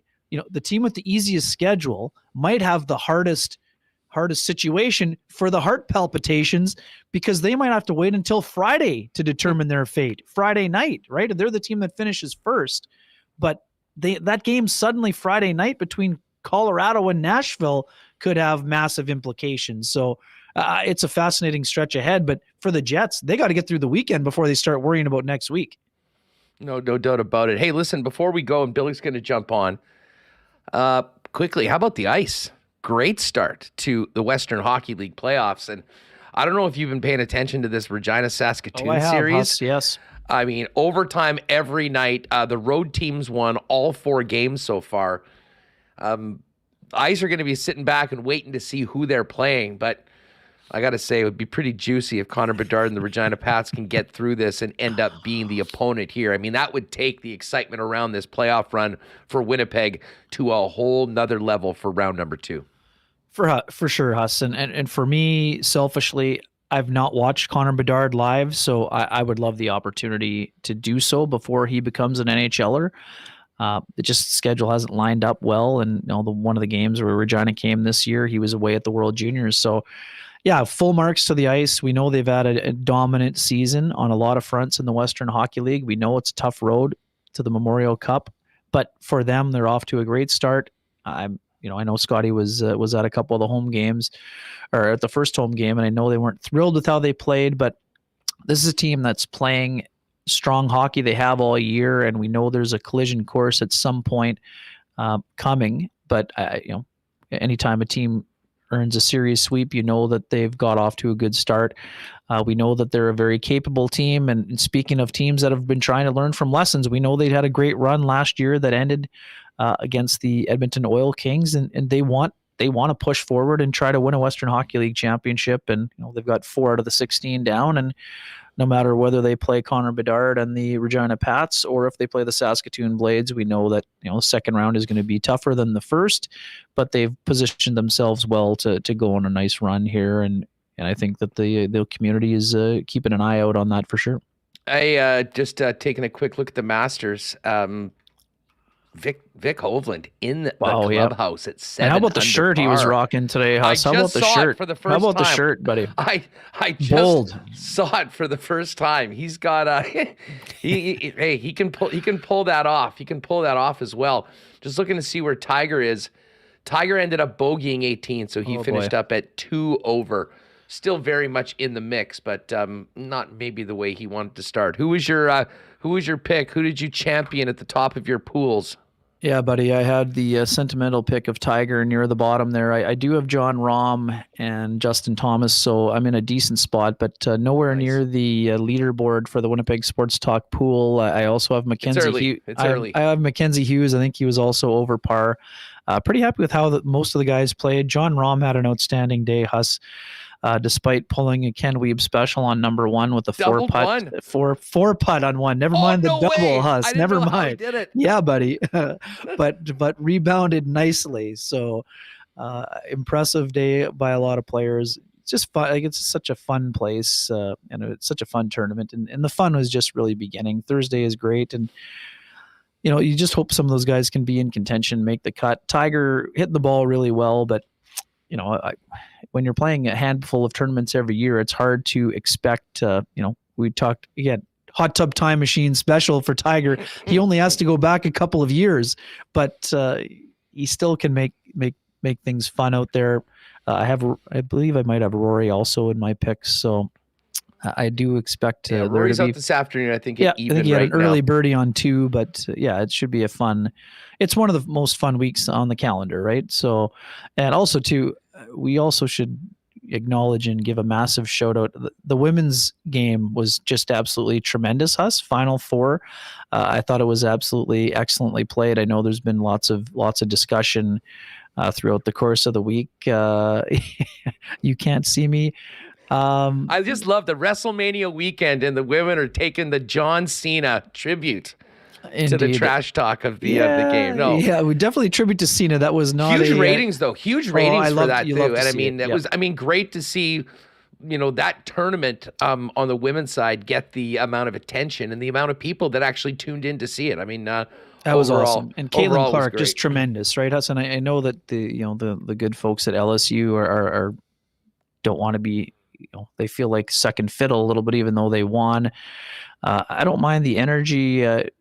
You can't see me. I mean, the ring is fine. I didn't love the you can't see me just because it's not like she shut Caitlin Clark. Like, if you shut Caitlin Clark down, by all means, you can't see me. Listen, chasing a player around the court and doing that at the end was Bush League. Exactly. Billeck doesn't agree, but Huss, I got no problem showing personality, and I love the way that girl played. But why? It's not, if you eliminate the player, like, the game wasn't close at the end, but it wasn't because you held Clark to 3 of 20 shooting. She was still a massive impact on the game. Great theater for it. I mean, listen, I don't really care. And it gave a lot of juice and a lot of conversation to the whole thing. But I mean, people that were trying to compare the two things that were the same, I mean, are trying to create a narrative that is just not based in fact. Anyways, Weber, we're going to get to Billeck, get his thoughts on where this thing goes in the next 4 games before game 82. Enjoy the Masters. Have a great weekend, and we'll look forward to, hopefully, a very spirited K&R chat after a big win on Saturday night. We'll see what happens. Have a great one, dude.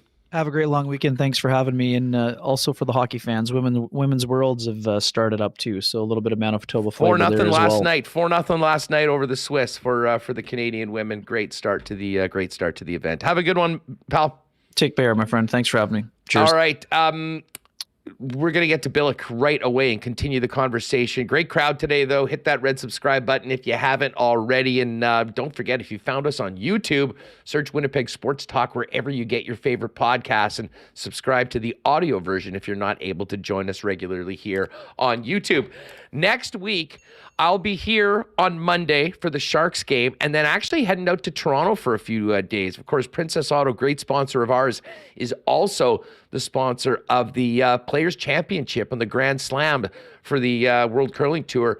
So we're going to get out there, do a few shows from Toronto, probably hit a Jays game or two, and of course, watch what the Jets can do on the road in those final 2 games, and we'll see whether we're coming back to playoff hockey or the beginning of the off-season. Princess Auto is also where you'll find the best deals on the most unique assortment of tools and equipment around. Everything you need to complete the projects on your list or start something new is at Princess Auto. Pop down and see him at Panet Road or Portage Avenue West. You can always shop online 24/7, 365 at princessauto.com. Hey, our friends at Consolidated Supply are ready for a golf season and ready for spring. They're the leaders in irrigation systems, artificial turf, and golf carts, dealing with courses around the province, but they can also help you out. If you have any need for either a new or used golf cart, they're the official club car dealer in Manitoba. Our pal Gene Turk's busy, but can always use to be a little busier. So whether it's for, your cottage, whether it is actually for golfing, or maybe a commercial use, pop on down and see him. And April 20th, mark this down, big grand opening down at Consolidated Supply, 1395 Niagara Road East, 2 to 8 p.m. They're going to have refreshments, food trucks, some raffle prizes, and really a grand opening for their great new spot that they've been trying to do throughout the pandemic. So Remo and I are going to pop down there. Hope to see you there April 20th down at Consolidated Supply. You can also check them out at cte.ca. Got to shout out our pals at Royal Sports. Big win for Greg yesterday in the marble race when we did that for the tickets. Of course, Royal Sports is Manitoba's #1 sports superstore with the biggest and best selection of licensed team gear featuring the Jets, your Winnipeg Blue Bombers, the NHL, NFL, and tons of new Blue Jays and Major League Baseball gear just in time for the start of the season. Spring stock is arriving daily. Soccer, baseball, softball, tennis equipment, and so much more, and a huge selection of bikes. So let's get ready to get this snow out of here and dominate spring at Royal Sports, 750 Pembina Highway. Follow them on Instagram as well at Royal Sports Pembina for the latest merchandise drops and sale information. And I know tomorrow most people have off. I can't think of a better spot than BP to maybe set up shop with your gang to watch the Masters tomorrow afternoon. No better place to get together with friends to watch the big game than your local BP.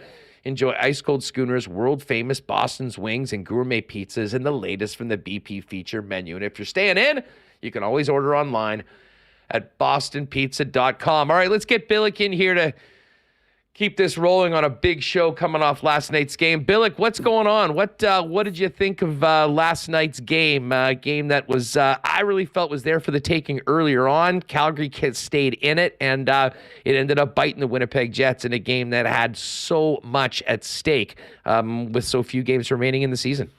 Yeah, man, what a Jekyll and Hyde game that was, right? Like, I mean, that was it. It was sort of like Winnipeg's season and kind of, a 60-minute hockey game, right? I like the analogy. Right? It was, a great first half of the game and then a really bad second half. And I don't know, man. Like, I watched that first period and I was like, this is a team that looked like it was against not Carolina, New Jersey and the team before.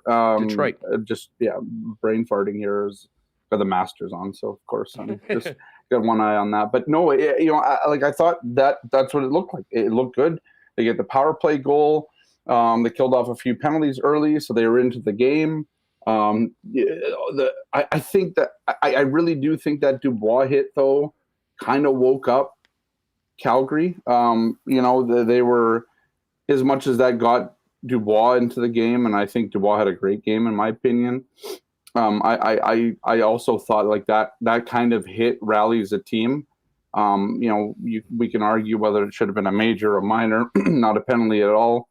Regardless, I mean, you hit one of their best defensemen into the boards like that, and it that gets a team going. Hey, just quickly on that. I mean, you were in the press box, I take it, last night? I was. Yep. What were the conversations around the media? I mean, we were in the stands, and obviously fans have a major skin in the game. Most of the fans didn't like that and told Rasmus Andersson as much throughout the evening.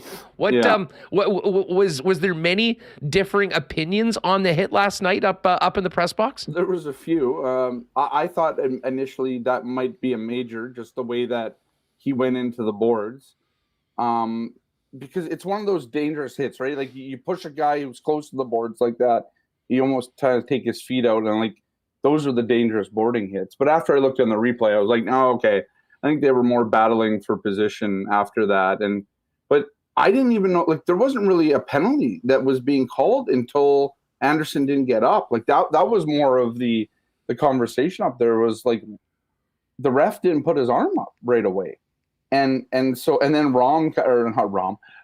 Rasmus Andersson kind of stayed down, and then he put his hand up. And then I don't think they knew what they were even going to call at that point, right? Because they went and conferred at the penalty box, and eventually it was just a minor. I thought at that point they were calling a major, and then they were going to review it. and then probably knocked it down to a minor after review, because I think we all kind of saw that at the time. But yeah, I mean, there was divided opinion up there, because I think there was people that thought that it was just jockeying for position, and the stronger guy won out in the end.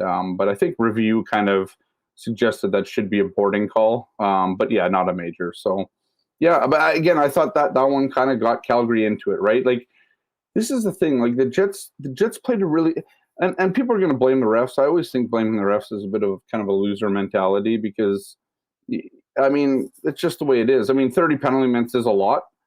I would suggest, though, that you look back, they probably could have called more than that, and they didn't. Lucic's boarding call that didn't get called, in my opinion, there. But I mean, all those penalties, I would struggle to look back and say, that wasn't a penalty, right? There was the obvious tripping call on Nemestikov. There was the hands, the hook in the hands on Sandberg to take away a scoring chance. Like, those are penalties. I thought on the first Nate Schmidt breakaway, Noah Hannafin played great defense on that, though. But there was fans arguing that should have been a penalty on Hannafin for that. So it's a weird game. I mean, I don't think it gets called that way in the playoffs, but you guys talked about it earlier, and I thought Kenny was right on it. Like, I thought maybe more on the fence than anything. Like, I think the micromanaging of the game there, because this team can't win faceoffs, and I thought the team was good on the faceoff dot last night. But why is it Adam Lowry? Like, I get the right-hand side and the right side faceoff. I mean, Adam Lowry was 14 for 19 last night in the dot. That's 74%.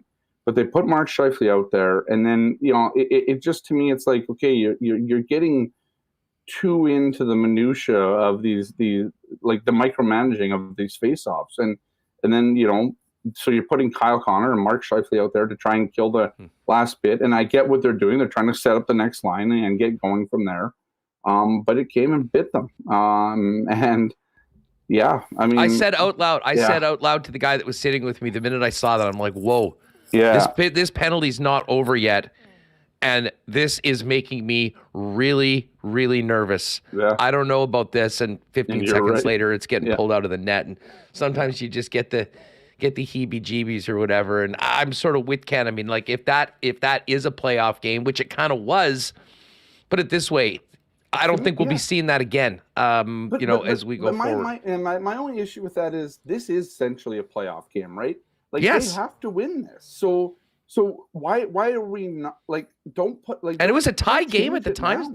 And listen, it was a tie game at the time. I mean, this wasn't like we got to get these guys out because we're trailing. And I mean, the Jets were in the advantageous situation. I mean, if that game goes to overtime last night, it's Calgary that really loses. I mean, even if they get 2 and Winnipeg gets 1, exactly, that's not enough for them right now. So, and again, it's easy to Monday morning quarterback it considering what happened.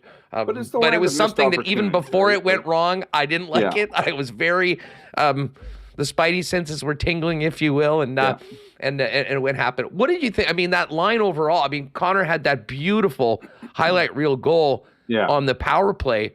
But at 5-on-5, and listen, as far as 5-on-5 play, there wasn't enough of it. It was, I mean, it was so different than most of the games we've seen this year. And I think that was the sort of slog that Calgary in their situation kind of wanted to get, especially with the power play that had been struggling for Winnipeg.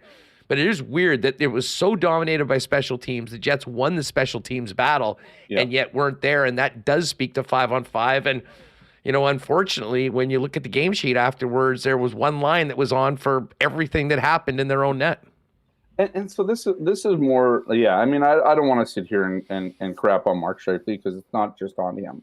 But if you want to be the best player in the league or be talked about as one of the best centers in the league, you got to show up for that game. And 5-on-5, they didn't show up for that game, right?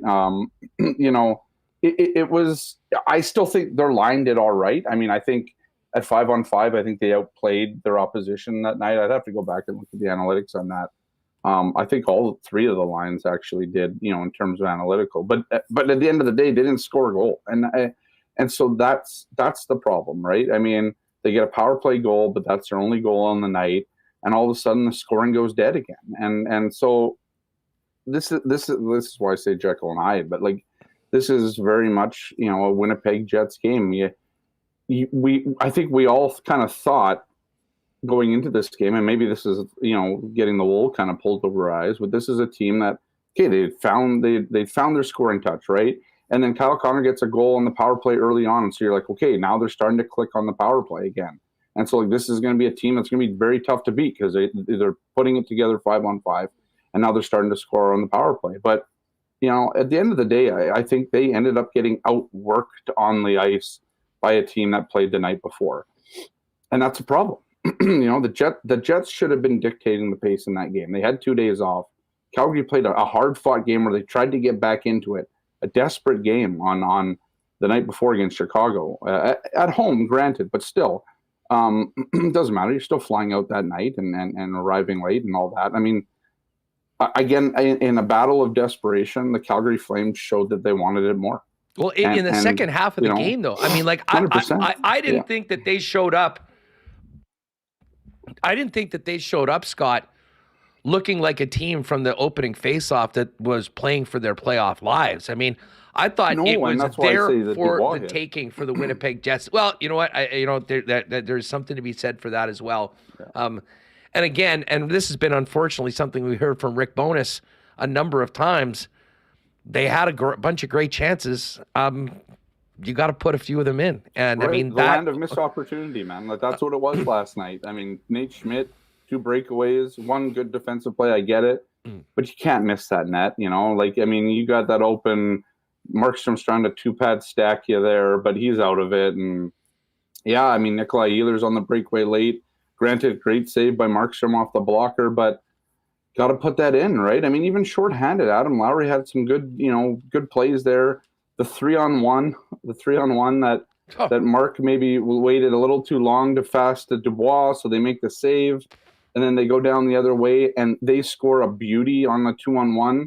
The execution on that 2-on-1 from Calgary was absolutely world class, right? And so that's the difference in the game, right? I mean, but you got Backlund and was it Mangiapane there, right? Like, don't you think that Scheifele and Dubois should be making a better play just based on merit and skill alone? Like, that, I don't know. I mean, they had the first chance to do that. That second one doesn't happen if they get it done earlier. Exactly, right? And then it's a 2-0 game and instead of a 1-1 game. And it's completely different, right? I mean, think that if the Jets got that second goal, we're up 2-0, that thing was over last night. I think so, because you put the team down, right? And especially after they score on that breakaway, and it was the rebound, they poked at him, but it's goaltender interference. And so that takes the wind out of your sails. And then literally 80 seconds later, you would put one in the back of the net on Dubois or whoever would have scored that goal. I mean, I think that's like a 90 seconds of deflation right there for the Calgary Flames. Instead, it revived them because they go the other way. They score. They get a big save out of their goalie. And then I think, again, I wonder, and I this isn't to blame Pierre-Luc Dubois. I think what he was doing in the end of it, they come out with the power play, which I thought was strange just based on everything that went on there. But regardless, I mean, I thought they got under Markstrom's skin a little bit there. Like, Markstrom was upset with Dubois. Dubois is doing the best that he can. I mean, even with Trevor Lewis, I mean, Dubois showed extreme discipline there, to just patience there to take a punch in the face and draw a penalty. But again, you go 1 for 5 on the power play. That's not good enough, right? It's not good enough against a team that gave you a 6 for 6 on the penalty kill that night. I mean, they give you a chance. I thought Connor Hellebuyck was good. The Zadorov shot was a beautiful shot. I mean, the 3-1 goal was beautiful. The 2-1 was great. I'm struggling to blame this on the goaltending. So yeah, I mean, you needed your star players up front to show up, and after scoring 12 goals over the last 2 games, they found 1. And so it's just that's not, you're not winning hockey games at this time of the year 1-0. 2-1, sure, but you got to score 2 goals at least to win hockey games in this league, and the Jets didn't. And so now we're looking at the biggest game of the year was last night, and now an even bigger game is going to come. What do you expect? Nashville has Carolina tonight. Man. They've got a really, really tough schedule, but they are hanging around. And I'll tell you what, much like we talk about Connor Hellebuyck and giving the Winnipeg Jets a chance to win every time out, UC Saros is that dude for Nashville. I thought the Nashville Predators were dead after they got blown out by, was it like 6 or 7-2, I think it was, by the Rangers back when they still had some games in hand. They just keep getting up off the mat. But then they beat Boston, and I believe they beat Seattle along the line there too, and so they're winning these games where nobody thinks that they should win them, right? I mean, this is a team. Me and Mike McIntyre up in the press box last night were looking at this. I believe during the first intermission, just like, who's Thomas Novak? Who's Lucan Evangelista? Like, who are these guys? And then you realize, like, holy crap, like Thomas Novak. Yeah, but Thomas Novak's got like 41 points in 46 games this season, right? Like, they have guys that are really pushing for jobs next year. And then they have the great equalizer in goal. I mean, the Jets know exactly what that's like, having the great equalizer in goal. And UC Saros, who's probably going to play every game down the stretch here because he has to, is doing UC Saros things, right? I mean, UC Saros, you look at him, you're like, man, this guy's not great. He's not going to be great. He's small. He's not your typical goaltender these days. He's great, and he gives them a chance to win every night. And so when you have a goalie like that playing against a bunch of young kids that are going to make mistakes, but you can pretty much depend on him like you could Connor Hellebuck on kind of making amends for a lot of the mistakes in front of him. I mean, the sky's the limit, I think, there. And that's the thing. Like, I mean, I don't know if they beat Carolina tonight, but I'm not going to say that they can't beat them because they're beating teams like that. And so they won in Boston. I know, they won in Boston, right? Like, nobody wins in Boston. And they win there. And that's the thing. Like, I think, and maybe it's going to turn into a point where teams start not really taking, because I think some of these teams are taking the Predators, maybe it's going to be kind of a pushover game, and maybe that's the case, but I don't know, man. Like, they continue to prove all of us wrong, and they're right there in the fight. And if they win tonight and they come in, I believe Kenny said it on earlier when he was on it, they could be 1 point ahead of the Jets after Saturday. If they win tonight and they beat the Jets here. And I mean, there is a world where that happens. There's a world where that happens, because I don't know what we're going to see. I don't want to live in that world, Jets. Scott. I understand. I get it. But I mean, I still don't know if we can say what team's showing up on Saturday for the Jets. And that's the biggest problem with this team this year. Is from game to game, you couldn't tell me, I can't tell you, what team is going to play on Saturday. And it's really going to depend on how quickly they can flush last night's game. Because, I mean, as bad and heartbreaking and disappointing as that game was, you have to flush it, because you can't carry that with you into Saturday. I mean, I thought, you take first 30 minutes of that game and you're like, yeah, we like this. There's some things in the back half of the game that we didn't like, but you need more of that first 30 minutes. And you need more of the 120 minutes that you played the two games prior to that. And you got to come in and make a statement against the Nashville Predators. And yeah, I mean, this is the time of the year where you have to prove yourself. And right now, the Jets still and Dubois said it last night after the game, they still control their own destiny here. But it's razor thin now, right? Like, you're walking on a knife's edge at this point. And yeah, it's an interesting place to be for the Jets, for a Jets fan, and for us who are trying to, in the media, who are trying to tell people what's going to happen and have no idea. Makes sense of it all. Hey, as I said with Remo right off the top, there ain't nothing easy with this crew, but No. 4 games left, and we'll see whether they can finally get to the finish line. Yeah. How about this? John Rahm just birdied 18. He's in at 7 under, along with Vic Hovland, who's now doing an interview with Scott Van Pelt in the Augusta clubhouse. Hovland just cracks me up, man. He just looks like he just came out of like Dazed and Confused or Harold and Kumar. I mean, he looks like he just did a big bong rip every time you see him. And yet there he is going 7 under, wearing quite the shirt as well. Who was on your card? Who were you touting going into the Masters? It's hilarious because I totally forgot about Remis. I'm literally looking at my team right now that I saved. You didn't fill it out. I did fill it out. I can tell you. I had Rory and Scheffler. I had Corey Connors and Finau, Justin Rose and Adam Scott, Mackenzie Hughes and Tiger Woods in the option Z. And I looked at it this morning. I'm like, oh crap! Like I didn't hit save on it. and because I had to put my team name in, and so I tried to put it in. It's too late, but maybe I can manually add you. Yeah, I mean, it's not like I can see it right now. It's not like I have Adam Scott but I didn't have John Rahm. I had McElroy and Scheffler. Scheffler. Yeah, I'm rolling with Rory as well. Right. Rory's been great, and I thought Mackenzie Hughes would have a chance. Connors was coming off that great tournament last weekend. Finau, who's been playing great all year. And I didn't want to pick any guys from the Live Tour. So, and when I looked at it this morning, I was happy to see some of these guys way down.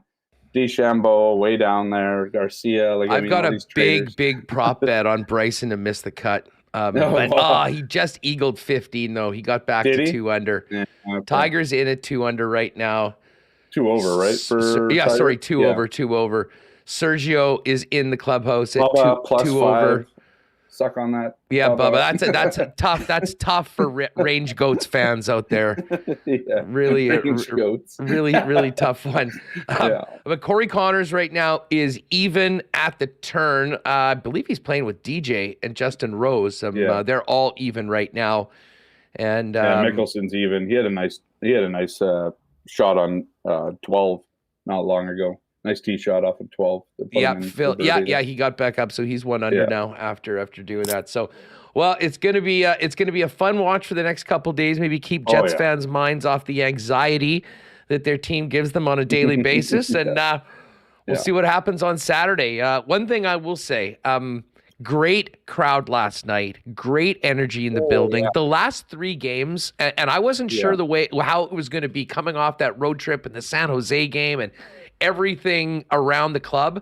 I got to give a big hat tip to the people that are shelling out their money, coming out to support this team. That added so much to the game last night. And unfortunately, the choppiness and the starts and stops and how many whistles there were, I think, diminished that, as well as kind of the anxiety of the situation and what was happening on the ice. But great "Go Jets Go" chant before, during the anthem or right before the anthem. We haven't seen that in a while, all right? And so I thought that was. Yeah, they brought it, right? I thought Pride Night went off without a hitch. I thought it was great for the community too. So I thought, that was really good. It was a great atmosphere, right? There's still 1,500 short of a sellout, but it was loud enough to feel like a sellout last night. And, I thought, last night's game probably got maybe affected a little bit too by the storm and all that as well. I think people definitely had some trouble getting into the city or weren't able to. I thought I saw this Phyllis in the chat talking about the roads outside of the city that were but it was a good crowd, and Adam Lowry said it good yesterday. I want to say it was or 2 days ago now. On I don't even know what day it is anymore. Thursday. On Tuesday, he said they gave him something to cheer about in that first game back. Right, 6 goals is something to cheer about. And so you start, and they snowballed that into another 6 goals. So you really get the crowd kind of back on your side, let's say. They were good. It was good from start to finish last night. So. Saturday night, the team and them again. And certainly on Monday against the nemesis, the San Jose Sharks, in all likelihood, Rainbow Reimer in net. See if the Jets can finally light that guy up after what he's done the last couple of games. Scotty, great stuff as always, man. Enjoy the Masters tomorrow, and we'll see you down at the rink on Saturday. Yeah, sounds good. I'll see you then. Yep. Good stuff. All right, there is Scott Billeck. All right. Oh, okay. I guess we are doing marbles today. Registration is open. Are we doing it? I guess we are. It's Thursday. We're not on tomorrow. It is Thursday. All right. We can't deprive people of the marbles. So people have been asking since Monday. Is it going to be on Thursday this week? Hey, you know what? We got to do what we got to do, and that's drop the marbles. So we will get to that in just a minute.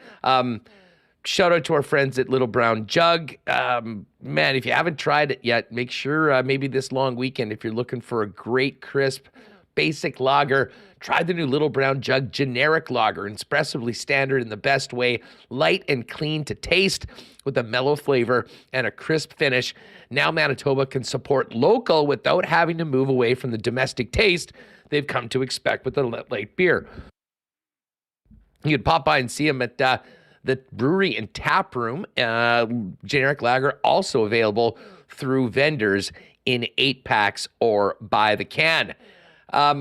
we will get to a Masters report in just one second. I do want to remind you folks, though, if you're thinking about an incredible summer getaway, Aikens Lake is a jewel of our province and a perfect getaway for Manitoba businesses. Only a few hours from Winnipeg, travels quick and easy. You can reward your top customers or organize a very unique team-building experience. Pricing similar to what a company would spend to send groups down to the U.S. or Caribbean. But you get to support a Manitoba business instead and see why all those businesses outside Manitoba love sending their people to Aikens. And if any of you are in university right now or looking for a great summer job in paradise with the most incredible people, Aikens would be a great thing to look into. Perfect summer job to earn and save money for university students. They get back home in the fall and have enough to pay tuition and some rent and maybe a little beer money left over. Looking for a few guides and servers for the 2023 season. So if you want out more, you can find out more either that or on booking at pit@aikenslake.com. All right, let's do a quick Masters run for our friends over at Breezy Bend.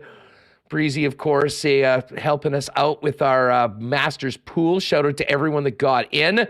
Still early, but come Monday, we'll let you know who is winning passes to go play Breezy with carts and a hat and some balls from our friends over at TaylorMade and Eric Johnson. Check out Breezy Bend, one of Manitoba's top private clubs with a championship course, top-notch practice facilities, and the best 19th hole around on their beautiful course side patio. Find out more about becoming a member at breezybend.ca or call our pal Corey Johnson for more information on becoming a member. All right, as I said, our golf reports for Breezy, and no better golf tournament to report on than this one today. As I mentioned when we were finishing up with Scott, John Rahm birdied the 18th hole. He doubled the first hole with a 4-putt, as Ken mentioned, went 9 under the rest of the way. He and Vic Hovland are in the clubhouse with the lead at 7 under par. Cam Young's at 5 under. And Shane Lowry, Xander Schauffele, Adam Scott in the clubhouse at 4 under.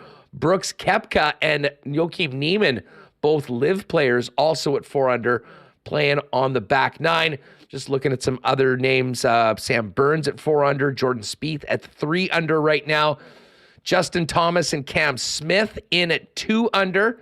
Jason Day's at 2 under right now. Morikawa, Scotty Scheffler, Tom Kim.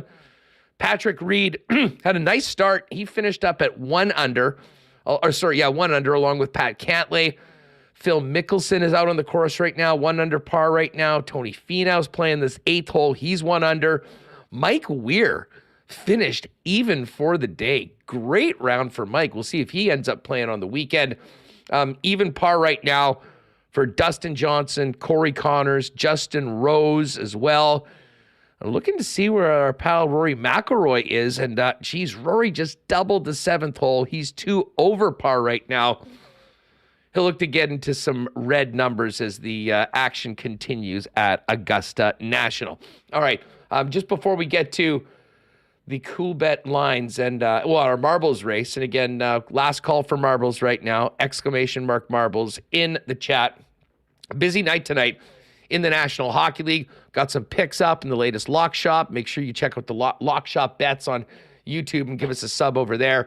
Leafs and Bruins, a potential second round playoff matchup, dare I say, Leaf fans? Probably not. Boston minus 150 favorites at home against the Leafs. Pick 'em between Buffalo and Detroit in Detroit. The Panthers have to have it tonight. They're in a playoff spot. They got to keep winning. They're minus 234 favorites against the Ottawa Senators. Washington and Montreal. Washington a road favorite at minus 166. Devils a massive 405 favorite at home to the Blue Jackets. Big game for both the Central Division and the Eastern playoff race tonight. Minnesota at Pittsburgh. Wild, a plus 112 underdog. Pittsburgh, much like Florida, has to have it. They're on the outside right now. They're at minus 131. And then the other team that's in that mix in the East is the New York Islanders. They're at home to the Tampa Bay Lightning. And I'll be honest, I'm surprised they're as big of a favorite as they are. Minus 149 for the Lightning tonight. And then, of course, is the Predators. Predators are at home, a plus 162 underdog against Rod the Bod. and the Carolina Hurricanes. Rangers minus 157 faves in St. Louis. The Dallas Stars, a big minus 253 fave at home against Philly. And the Vancouver Canucks taking on the Chicago Blackhawks tonight, minus 242. Kings and Golden Knights in Vegas, potential playoff matchup, minus 123 for Vegas. Coyotes Kraken in Seattle. Seattle, a big home fave. And the Colorado Avalanche, minus 222 favorites on the road against the San Jose Sharks. Love live betting for the Masters throughout the week and weekend, as well as round 2 matchups and more. Check it all out at coolbet.com and use the promo code WST if you haven't played there before for a 100% bonus up to $200 on your first deposit. It basically feels like just about every team in the league is playing tonight except for the Jets and Flames, Reem. And then tomorrow, a dark day in the National Hockey League with no games. Good Friday. I guess they don't want to have any games, or everyone's watching the Masters. So, I mean, that's fine. Get a nice day off from hockey. But yeah, Jets and Flames played yesterday. Oilers played 2 in a row, leading in to yesterday. So they're not playing. Anaheim, I don't think, is playing either. Trying to think, but yeah, a lot of games on tonight. One thing we didn't touch on, Huss, do you want to look at the standings for Winnipeg Sports Talk pool here for the Masters? Yeah, let me know what's happening. I know it's really early, but it's never too early to check your lineups and check out what's going on. But here, BA split in first place, tied BA! with Dr. Drades. Who's BA got on his squad? BA, who's frequent chatter. Shout out to BA. John Rahm and Vic. He's got hopefully? Rahm, Cameron Young, Brooks, Jordan Spieth, Scotty Scheffler, Colin Morikawa. It drops your lowest 2, so he's got Justin Thomas and Tiger that aren't counting right now. Pretty nice. You want to see? Good luck to everyone. Check it out. I'm not sure where I'm if you at go right filter now. by label, I made a WST hosts and guests. Oh, nice. Tab. Austin Siragusa, he hasn't been on the show, but he was the Goose. He's with the Manitoba Moose. You can see him on there. He was out at Little Brown Jug with Team Goose for the sports trivia night. He's actually tied with me in first right now. So among this category. Nicely done. Oh. Well, I mean, I guess Rory's probably got some pretty big ownership, but we need Rory to get it together right now. Yeah, I emailed the office and can I get some percentages on how much everyone's rostered, and they said no. So it ain't DraftKings. Sorry. Yeah, you don't get that number. I guess we didn't pay them enough money. They are like hockey, we can do that, but not golf. So here's my team. I know I had John Rahm, Scotty Scheffler, Finau, Morikawa, Thomas, Connors. I took DJ and Matt Hughes.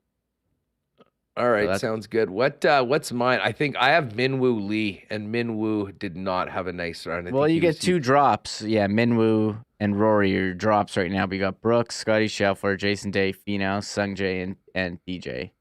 Oh, that's right. I forgot I took Brooks. Oh, I'll take that right now.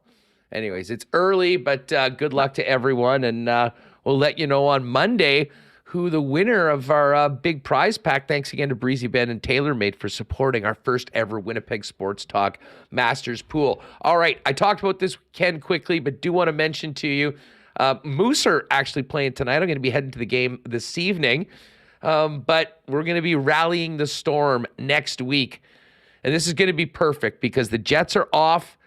The final game of the regular season is Thursday against the Colorado Avalanche. And then Friday and Saturday night, game 1 and game 2 of round 2 for the Ice after they swept Medicine Hat in the first round of the playoffs, 4-0. So round 2 tickets are on sale right now. Go to the Ice website, and Remo, we're paying close attention to the possibility of Connor Bedard and the Regina Pats being the visitors. Now, they won the first 2 games on the road against Saskatoon, lost the last 2, both in overtime. I think 3 of the 4 games have gone to OT. But I think there's still a good chance, considering how tight these games are, that Bedard will be the difference maker. And wouldn't that be amazing for hockey fans here to see the loaded Ice go up against the consensus and clear-cut number 1 pick in the draft? And I'm sure there'd be a big challenge for Zach Benson as well, who will hear his name called a few picks after Connor does when we get to Nashville. Yeah, it's something we'll have to keep an eye on, the ice playoffs. If it's ice versus Pats, might have to get out and check that. I was not able to see him here earlier this year, but I imagine that would be a hot ticket here for some playoff hockey at the Ice Skate. All right, let's do some marbles here. What? Sure. We've got everyone in. We've closed it up and gonna fire it in. Yeah, we got 145 entries, and I don't know if you were following the chat today. Maybe it's because of the disappointment of the Jets game last night, but a lot of talk about fast food and comedy movies throughout the afternoon. So I had fun. I did enjoy telling people that I have never seen Slapshot. That's always a blast. Hey, speaking of fast food, what's the latest on this Arby's? Well, that that's was a apparently topic. coming It's to- not open. That was a topic. And there was a chatter, Honk, who claimed that he spoofed a U.S. address to order in like their sauces to his house. And Scott Billeck actually answered the chat. Arby's sauce. I'm a big Arby's sauce guy. Well, I just love Arby's, period. And whenever that place opens, I will be going down for a beef and cheddar at the soonest possible opportunity. Curly fries as well. I don't normally have curly fries, but I had curly fries actually recently at Hooters, and they were elite. So I'm actually getting back on the curly fry train. So anyways, Arby's, keep us posted on that, and we will do we'll have to do a welcome back Arby's review or something on the show when they do get going. Yeah, our food. We keep talking about doing food reviews, but we haven't done as many as we'd like. You did the Gold Eyes food review, I know, but something. Well, we'll definitely do some more at the ballpark, and we're actually really looking forward to doing some real fun stuff with the Gold Eyes. Tickets on sale for the upcoming season right now. Get on over to goldeyes.com for that, as well as the Sea Bears. I did pick up, and actually, maybe we'll do this for a YouTube short or something. The Mars Cookie Dough Bar. What? You heard me. Whoa. You heard me. It's new. I had one the other day. I saw it and basically jumped on it. And actually I did like it, but we'll do something for video very soon. But it is available at your local 7-Eleven, or at least my local 7-Eleven right now. So look at it. The Mars Cookie Dough Bar, which, as I say, is pretty damn good. Hustler approved and recommended if you got a sweet tooth. All right, let's do some marbles here. Sure, I'm trying to think if I had anything else to say. Oh yeah, I do want to say, I'll give a shout out before we start, Huss. I wanted to mention this yesterday. Shout out to Fred Perchaluk, who ordered a WST snapback. He ordered the last one of this edition, Huss, on our website yesterday. Right on, Fred. So, Royal Sports has them. You're going to need a hat for the summer. And check out our website, Winnipeg Sports Talk. Click on the store, winnipegsportstalk.com, and check that out. So shout out to Fred for that order. And I do also want to mention to the podcast listeners that we had an issue with Apple Podcasts not updating fast enough yesterday. I got on their ass and tried to be like, hey, come on, we're a time-sensitive show here. So Let's go. I would say if you are on make sure you got 2 podcast apps on your phone. Sometimes Apple or Spotify doesn't update fast enough. I don't know. There's a bunch of other ones. Pocket Cast, people like.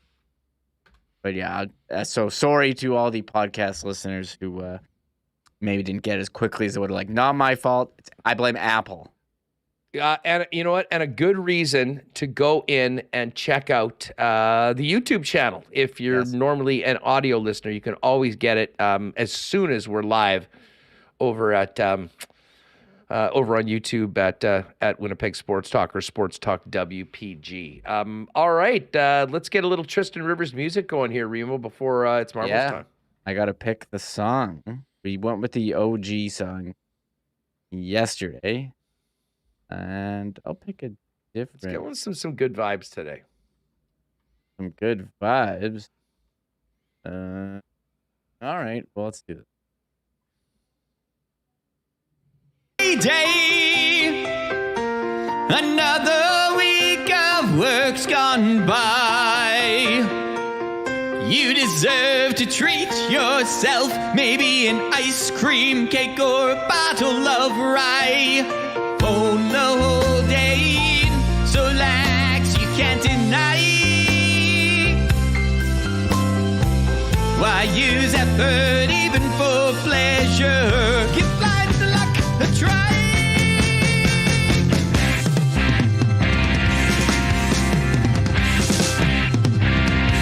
It's time to do a marble race. Knows you're separating best to worst. Marble race. Just like marbles with the punctuation first. Marble race. Don't spare or you will suffer all space. Get to your mark before it's too late. Set go. All right. That was a good choice. That was a really good choice. The Styx version of the WST Marble Race.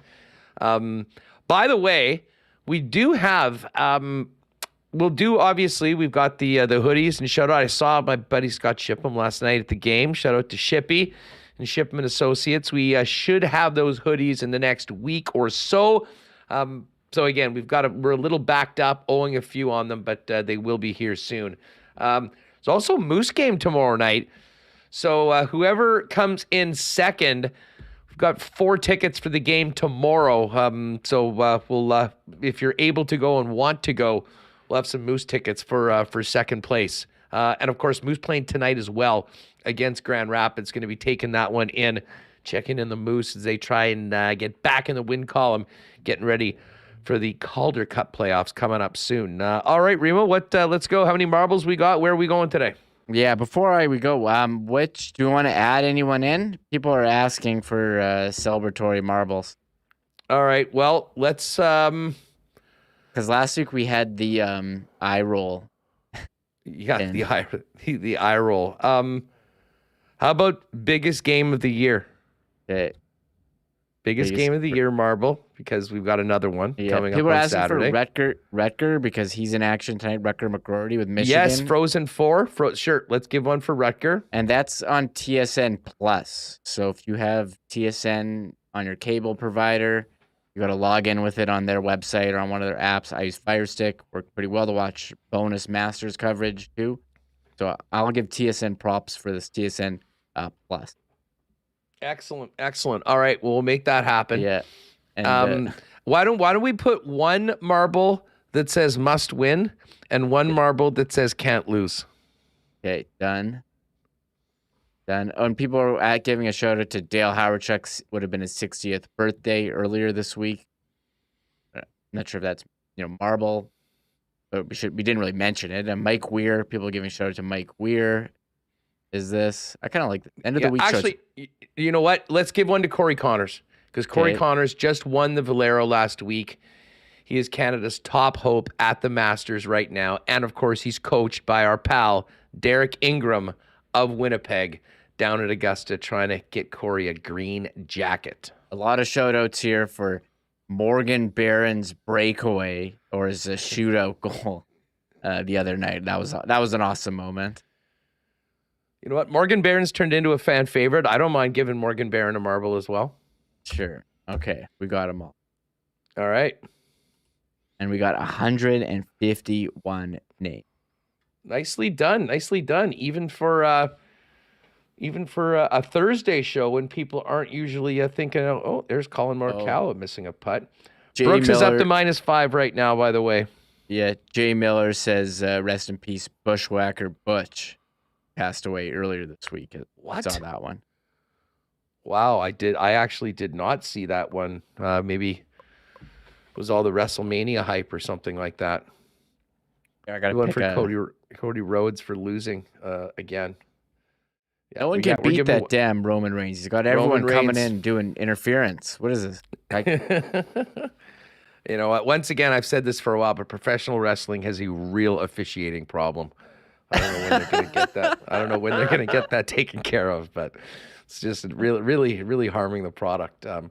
What are all we right. doing? What are we doing here? The gauntlet? What's that one? Is that one good? How about the funnel?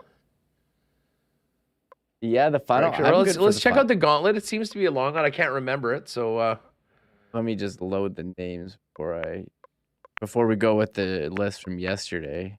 yeah. Make sure we get it in there. You want to check out which one? Was it the gauntlet? Or the funnel? You want the funnel? I'll do the funnel. Okay, yeah, the funnel's a good one. I It's know the tried and funnel's true. solid. By the way, I'm just looking at these picks for tonight. What do we have here? Boston Bruins, home to the Leafs. Panthers, home to the Senators. And Canucks, -1.5. Plus 377. There's our parlay for tonight. All right, here we are. The funnel. A Thursday edition of WST Marble Race. Because tomorrow's Good Friday. Tonight is Bad Thursday. Have a good time, but not too much fun. And then Masters all day tomorrow heading into the weekend. Huge game Saturday night for the Jets. And we'll be back on Monday to break it all down and get ready for the Sharks and Jets in the final home game of the regular season. And I believe that's fan appreciation night as well. Being said, the long weekend doesn't start until the marbles are dropped. Good luck to everyone playing for a WST hoodie. Thanks again to our friends at Chipman Associates for jumping on board with those. Let's do it, Remo. All right. Gary M. Al Broderick. Oh, there's my pal Todd Fertani with a nice start. D. Michaluk looking good. This is another one where a good start early on can really, really help someone. Elliott had the big lead yesterday, just did not last. Who do we have today? Who will be the first one down in the lead? It's Dan, Jets fan. Dan's been hot. He and the Niners, co-winners of sports trivia last week. Coops, Winnipeg Walter. Winnipeg Walter, Marbles legend. Shout out to Walter. We got his tickets ready for the Bombers, the season tickets, courtesy of Consolidated Supply. Don't forget, April 20th, 2 to 8 p.m., Consolidated Supply. We're going to have fun down there at their grand opening. We'll pop by. Jan Jets fan and Quoops right now. Winnipeg Walter, Seeker 54.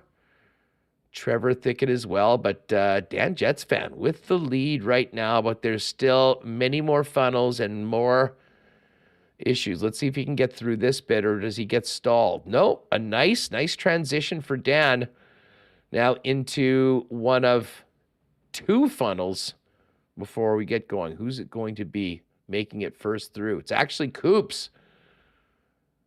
Coops with the very, very nice move in the small funnel. Now we're going into the big funnel. Oh, Greg M. and Schickster just got top roped. And so did Vinny. Coops and David Zirk right now. David Zirk with the big move in the big funnel now into the lead. Coops right behind them. We're getting down to the short strokes here. Can David Zirk manage to get through this next section of the course in first place? Or will he get caught? We are coming right down to it. It looks like it's a two-horse race. David Zirk in first. Coops in second. He's been close to first all along. Uh-oh. This is... okay, David Zirk is in as the winner. Another first-time winner. DZ, nice work. I don't believe he's ever done it before. Daryl Morosky, Comet. Joe Desharnais. Trevor Thicket continuing our top 10. Daryl Saley, Travis, SK. Nice work, SK. And Neil McIntyre, all top 10. Hey, Coops, or C-U, if I'm not pronouncing that right, let me know in chat if you're there, if you want 4 tickets for the Moose game tomorrow night. And if that is the case, we will hook you up. And otherwise, if Coops doesn't want it, you can send me a DM. Is Coops here? There's David Zirk. Nicely done.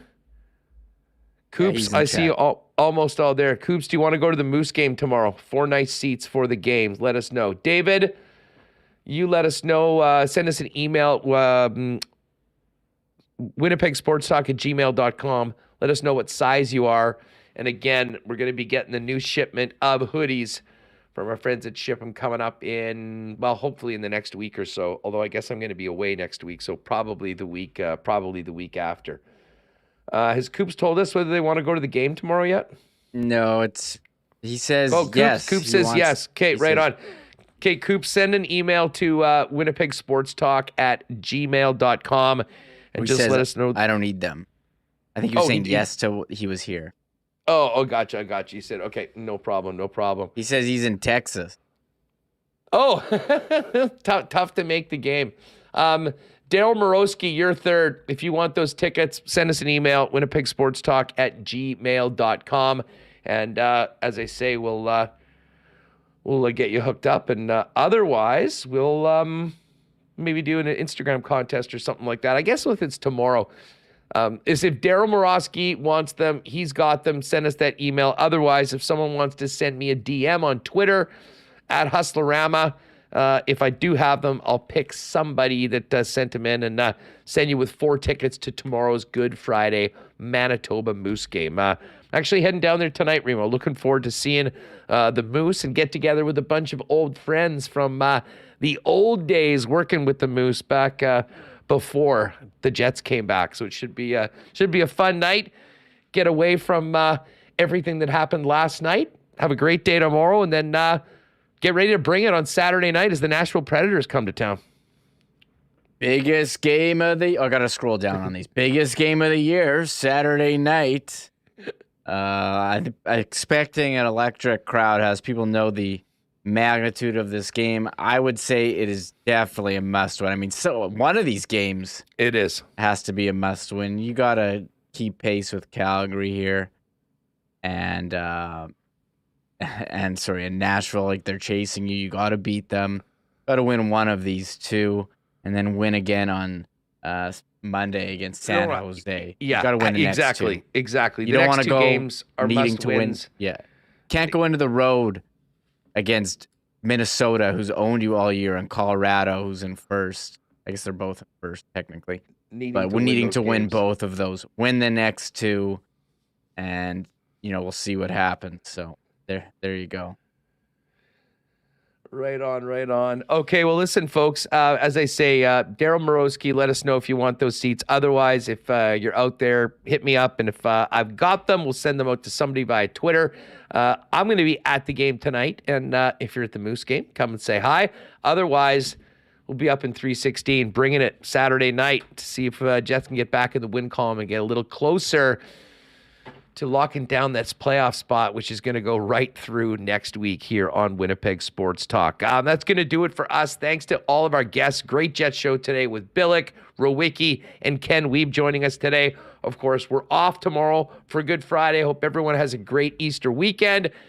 We'll be back for a game day edition one more time for the home regular season schedule on Monday as the Jets take on the San Jose Sharks, with more on Saturday's game against the Preds and a look ahead to the final kick at the can in the regular season for the Jets on home ice. Everyone, tell a friend about Winnipeg Sports Talk if you don't mind, and help us grow the channel. Make sure you've hit that red subscribe button if you haven't already. Hit the thumbs up on your way out. Have a great weekend. Enjoy the Masters, and we'll see you Monday right here on Winnipeg Sports Talk. Oh, my God! Oh! Shut it down! Let's go home! Thanks for tuning in to Winnipeg Sports Talk Daily. Make sure to subscribe on YouTube and your favorite podcast feed at winnipegsportstalk.com.